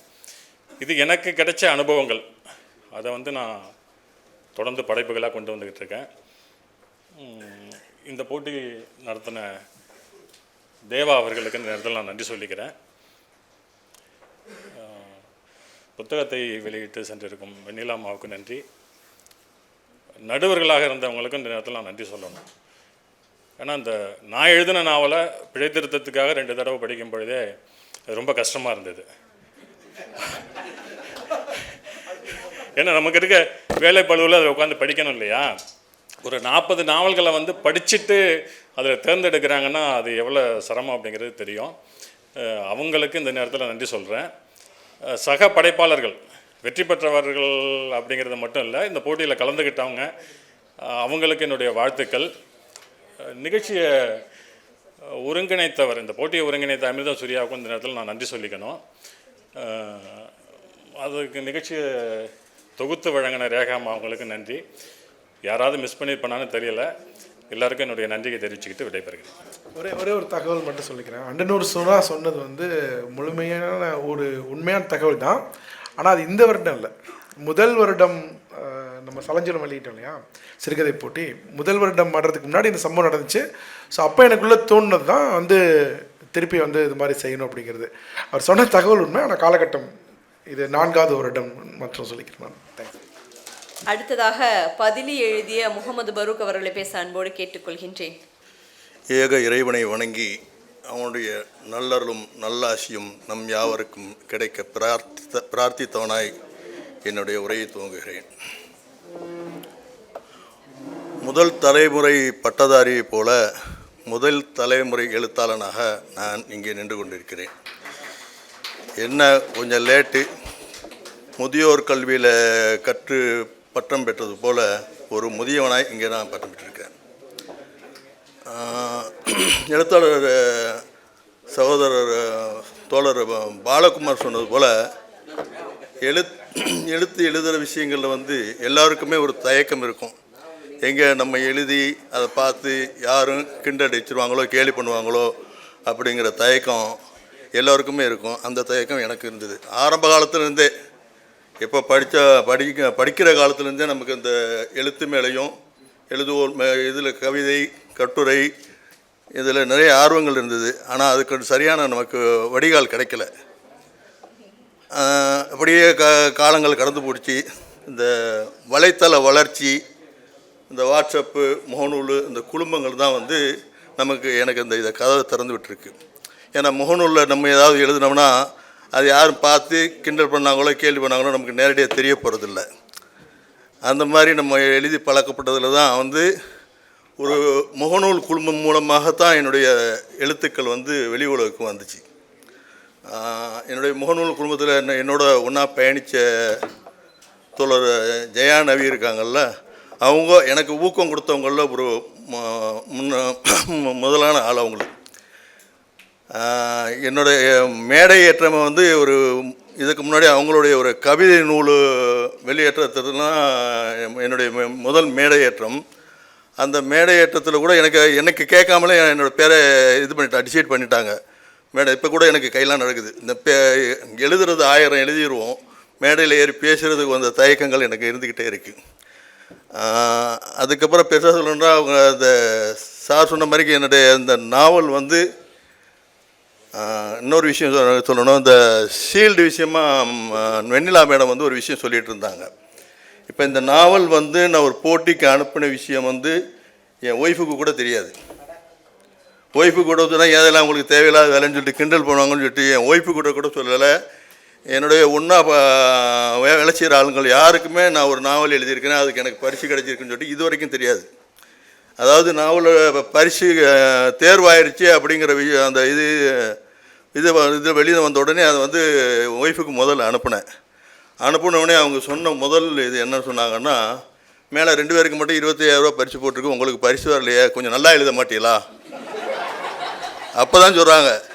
சும்மா எப்போ பார்த்தாலும் மொபைலை போட்டு நோண்டிகிட்டு இருப்போம், அப்போல்லாம் வந்து வேறு வேலை இல்லை அப்படின்னு சொல்லுவாங்க. இப்போ இவங்க இந்த ராமசுப்பையா அறக்கட்டையில் இந்த போட்டி அறிவிச்சிட்டு போது அந்த கதையை ரெடி பண்ணுறதுக்காண்டி லாஸ்ட் ஒரு 3 months பேக் வந்து அவங்களுக்கு ஒரு கண் ஆப்ரேஷன் பண்ணிருக்கோம். கண் ஆப்ரேஷன் பண்ணும்போது அவங்களுக்கு தெரியாமையே அந்த இதெல்லாம் எனக்கு கொஞ்சம் எடிட் பண்ணி லெவல் பண்ணிகிட்ருக்கேன். அப்போ கூட கேட்டாங்க, இது என்ன எழுதுறீங்கன்னு சொல்லிட்டு. இல்லை, மொபைலில் எல்லாம் நிறைய ஸ்டோரேஜ் ஜாஸ்தியாக போயிருக்கு, அழிச்சிட்டு இருக்கேன் அப்படின்னு தான் அவங்கள்ட்ட சொன்னதை தவிர யார்கிட்டையும் எங்கள் வீட்டிலே கூட இன்றைக்கி நான் கிளம்பி வந்ததுக்கு கூட நான் தனியாக தான் வந்திருக்கேன். ஏன்னா என்னோட கூட இருக்கிறவங்களாம் எங்கே என்னை கேலி பண்ணிடுவாங்கன்னு அந்த தயக்கம் இன்னும் எனக்கு இருந்துக்கிட்டே தான் இருக்குது. அது எல்லாருக்கும் இருந்துகிட்ருக்கு. அந்த இதில் தான் நம்ம இப்போ வந்து சேர்ந்துருக்கிறேன். என்னோடய பேச்சுக்களில் கொஞ்சம் தயக்கம் இருக்கும், அதை கொஞ்சம் பொறுத்துக்கிறேங்க இன்ஷாஅல்லாஹ். சரியா? அப்புறம் இது இன்றைக்கி இந்த வெண்ணிலா மேடம் சொன்னாங்க, அந்த ஷீல்டை பற்றி சொல்லியிருந்தாங்கல்ல, அதை பற்றி இப்போ ரொம்ப எனக்கு கவலையாக இருக்குது. அதில் மேலே வந்து 25,000 ரூபா பரிசுன்னு போட்டாங்க. நாளைக்கு என் ஒய்ஃப்கிட்ட கொண்டு போய் காட்டணுன்னு வைங்க, 25,000 ரூபா எங்கேன்னு கேட்பாங்க. அதுக்கு நான் என்ன சொல்கிறதுன்னு தெரியல. உண்மைதானே சார்? அது என்ன சொல்கிறதுன்னு தெரியல. கம்மியில் ஆகிட்டு. அப்புறம் நம்ம அமிர்தம் சூர்யா தோழர் அமிர்தம் சூர்யாவும் நம்ம இதில் மேடத்தோட ஒரு அந்த விடுமம் இதில் தான், அந்த மேடையில் தான் எனக்கு அறிமுகம். அதுக்கப்புறமா பார்க்க போனோம்னா நம்ம வந்து இந்த இதுக்கு தேர்வானதுக்கப்புறம் அணிந்துரை எழுதுறதுக்காக வேண்டி தான் தோழர் நிமோசினி விஜயகுமார் சார் அவங்க எனக்கு அறிமுகமானாங்க. அவங்க வந்து அந்த இதில் வந்து ரொம்ப சிரத்தை எடுத்து அந்த இது படித்து அணிந்துரை தந்திருந்தாங்க.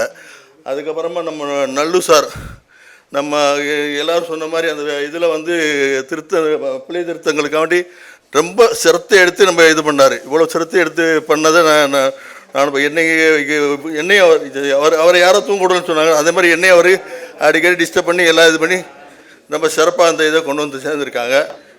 இப்போ என்னுடைய கதைக்களத்தை பற்றி சார் சொல்ல சொல்லியிருந்தாங்க. கதைக்களம் எப்படின்னா வந்து ஒரு மாற்று வழியில் ஒரு குழந்தை உருவாகுது. அதில் வந்து இந்த உங்கள் மார்க்கத்தில் எதுவும் அதனால் பிரச்சனை எதுவும் வந்துச்சான்னு கேட்டிருந்தாங்க.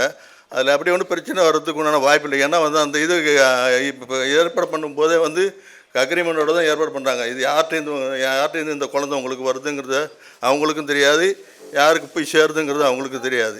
நீங்கள் அந்த கதையை படித்து பாருங்கள். படித்து நீங்கள் இது பண்ணி பண்ணால் தான் படித்து மேற்கொண்டு எனக்கு ஊக்கம் அளிக்கணும். அதுதான் எனக்கு இப்போ வேணும். இது வாய்ப்பளித்ததுக்கு இந்த இதுக்கு வாய்ப்பளித்த தேவா சுப்பையா அவர்களுக்கும் தோழர் அமிர்தம் சுப்பையா அவர்களுக்கும் நல்லூர் சார் அவர்களுக்கும் எல்லாருக்கும் ஆமாம் எல்லோருக்கும் நன்றி தெரிவித்து இத்தோடு உரையை நிறைவு செய்கிறேன். எல்லாருக்கும் பசியில் இருக்கீங்க, சாப்பிட்டு போங்க. நன்றி. அனைவருக்கும் நன்றி. இதுகாலம் பொறுத்து உங்களுக்கு வெச்சு. நான் 9ஆம் வகுப்புல இருந்து தமிழ் நூல்களை, கவிதை, சிறுகதை, நாவல்னு படிச்சுட்டு இருக்கேன். அந்த படிப்பின் வழியா தான் கலைஞரையும் ஜெயகாந்தனையும் இன்றைக்கு இருக்கிற அத்தனை எழுத்தாளர்களையும் நான் அறிமுகப்படுத்தினேன். நான் நடிகை என்பது வேறு, குறிப்பிட்ட சிலருக்காக இல்ல. எனக்கு ஒருத்தர் மெசேஜ் அனுப்பியிருக்காரு, என்னுடைய புத்தகத்தை படிக்க உன்னால் முடியவில்லை என்றால் திருப்பி கொடு அப்படின்னு சொல்லி. உங்களுடைய புத்தகத்தை எல்லாம் நான் பணம் கொடுத்து என்னுடைய ஆசைக்காகத்தான் வாங்கி படிக்கின்றேன், உங்களுக்காக அல்ல, உங்கள் முகத்திற்காக அல்ல.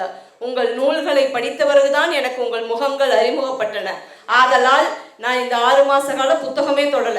ஒரு வருஷம் கிட்டத்தட்ட 150 to 200 புத்தகம் படிக்கும் நான் இந்த ஆண்டு வெறும் 25 புத்தகங்களை மட்டுமே படித்திருக்கின்றேன்.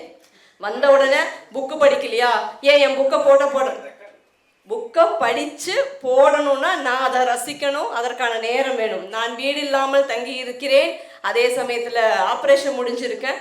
இத்தனை பழுக்கடையில் உங்களுடைய புத்தகத்தை காசு கொடுக்காமல் நான் ஒரு புத்தகத்தையும் இன்று வரை வாங்கியதில்லை.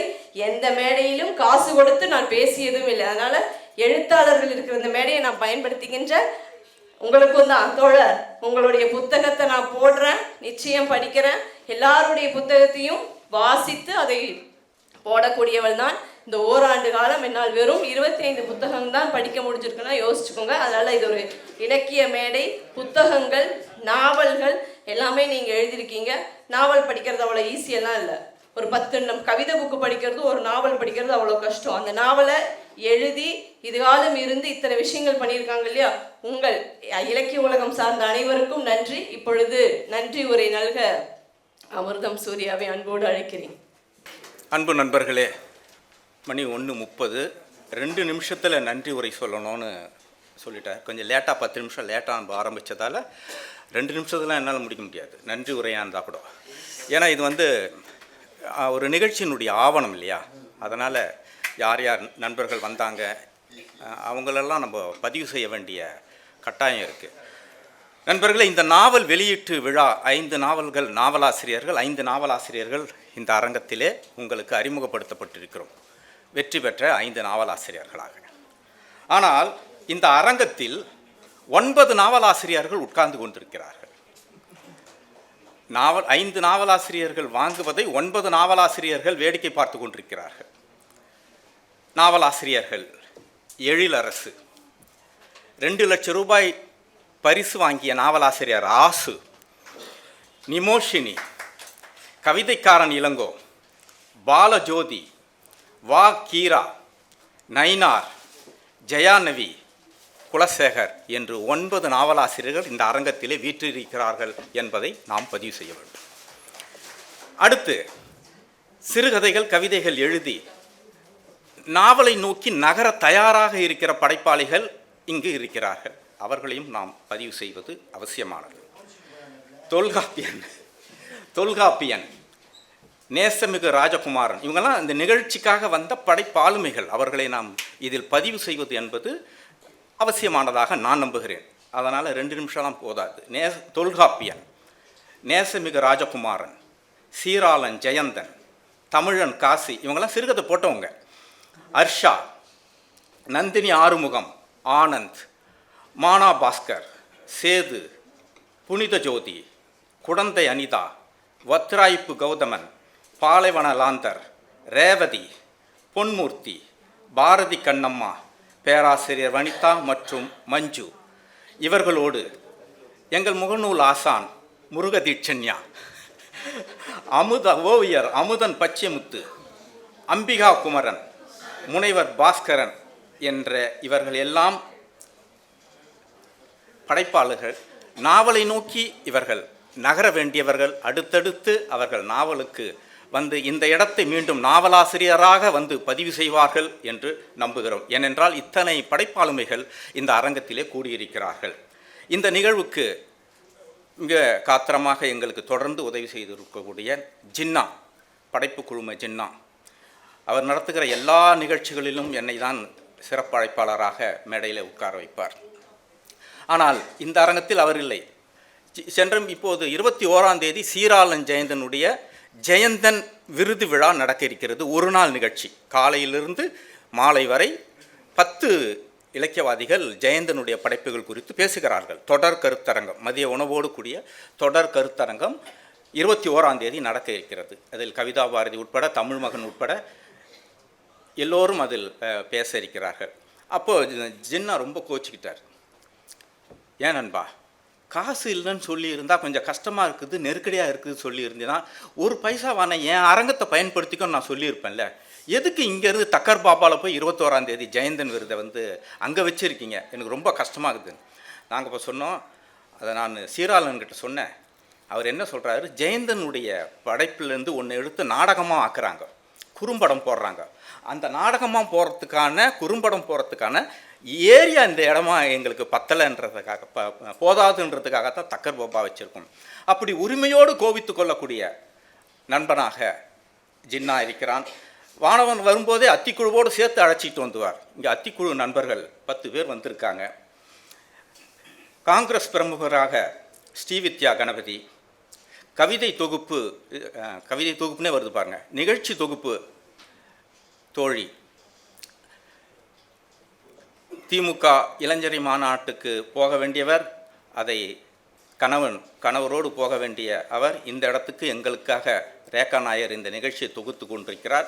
அவருக்கு நான் ஒரு கடப்பாடு சொல்லியிருக்கிறேன். அடுத்த முறை திரைக்கலைஞராகவோ நிகழ்ச்சி தொகுப்பாளராகவோ இந்த பெயர் வரவே கூடாது.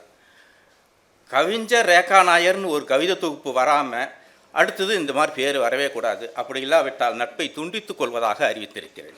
எனவே அவர் ஏன்னா எழுதி வச்சுட்டு இருக்காங்க. அவங்க தொடர்ந்து நீங்கள் பார்த்துருப்பீங்க, அவங்க ஃபேஸ்புக்கில் 4 வரின்னு போட்டிருப்பாங்க. அவங்களுக்கு ஒரு தயக்கம், இது கவிதையாக இருக்குமா, இருக்காதா, போடலாமா, போடக்கூடாதான்னு. அதை பற்றிலாம் பார்க்க வேண்டியதில்லை. முதல் தொகுப்பு போட்ட லட்சணங்கள்லாம் பின்னாடி பார்த்தீங்கன்னா ரொம்ப கஷ்டமாக தான் இருக்கும். அடுத்தடுத்து வளர்ந்துக்கிட்டே வராங்கல்ல, முதல்ல போட்டுறணும், காலம் தள்ளவே கூடாது. எனவே அவர் கவிதை தொகுப்பு விரைவில் போட வேண்டும். எப்பொழுதும் இந்த நிகழ்ச்சியை தொடர்ந்து ஒளிபரப்பாக்கும் சுருதி டிவி கபிலன், ஃபோட்டோகிராஃபர் ராஜ்குமார், அட்டை வடிவமைப்பை எப்போதும் செம்மையாக நடத்தும் லார்ட் பாஸ்கரன் மற்றும் நடுவர்கள், கருமாண்டி ஜங்ஷனை நடத்தக்கூடிய என்னுடைய அட்வின் யுவராஜ், இப்படி மிகுந்த ஆளுமைகள். தீபா அவர்கள், எழுத்தாளர் தீபா வருகிறார். அவர் இப்படி எழுத்தாளுமை மிக்க அரங்கமாக இது அமைந்திருக்கிறது. இவை அனைத்தும் நட்பின் அடிப்படையில், மகத்தான நிபந்தனையற்ற அன்பின் அடிப்படையில் கூடிய கூட்டம் என்பதால் உங்கள் அனைவருக்கும் என்னுடைய நெஞ்சார்ந்த நன்றிகளை தெரிவித்துக் கொள்கிறேன். நன்றி, வணக்கம்.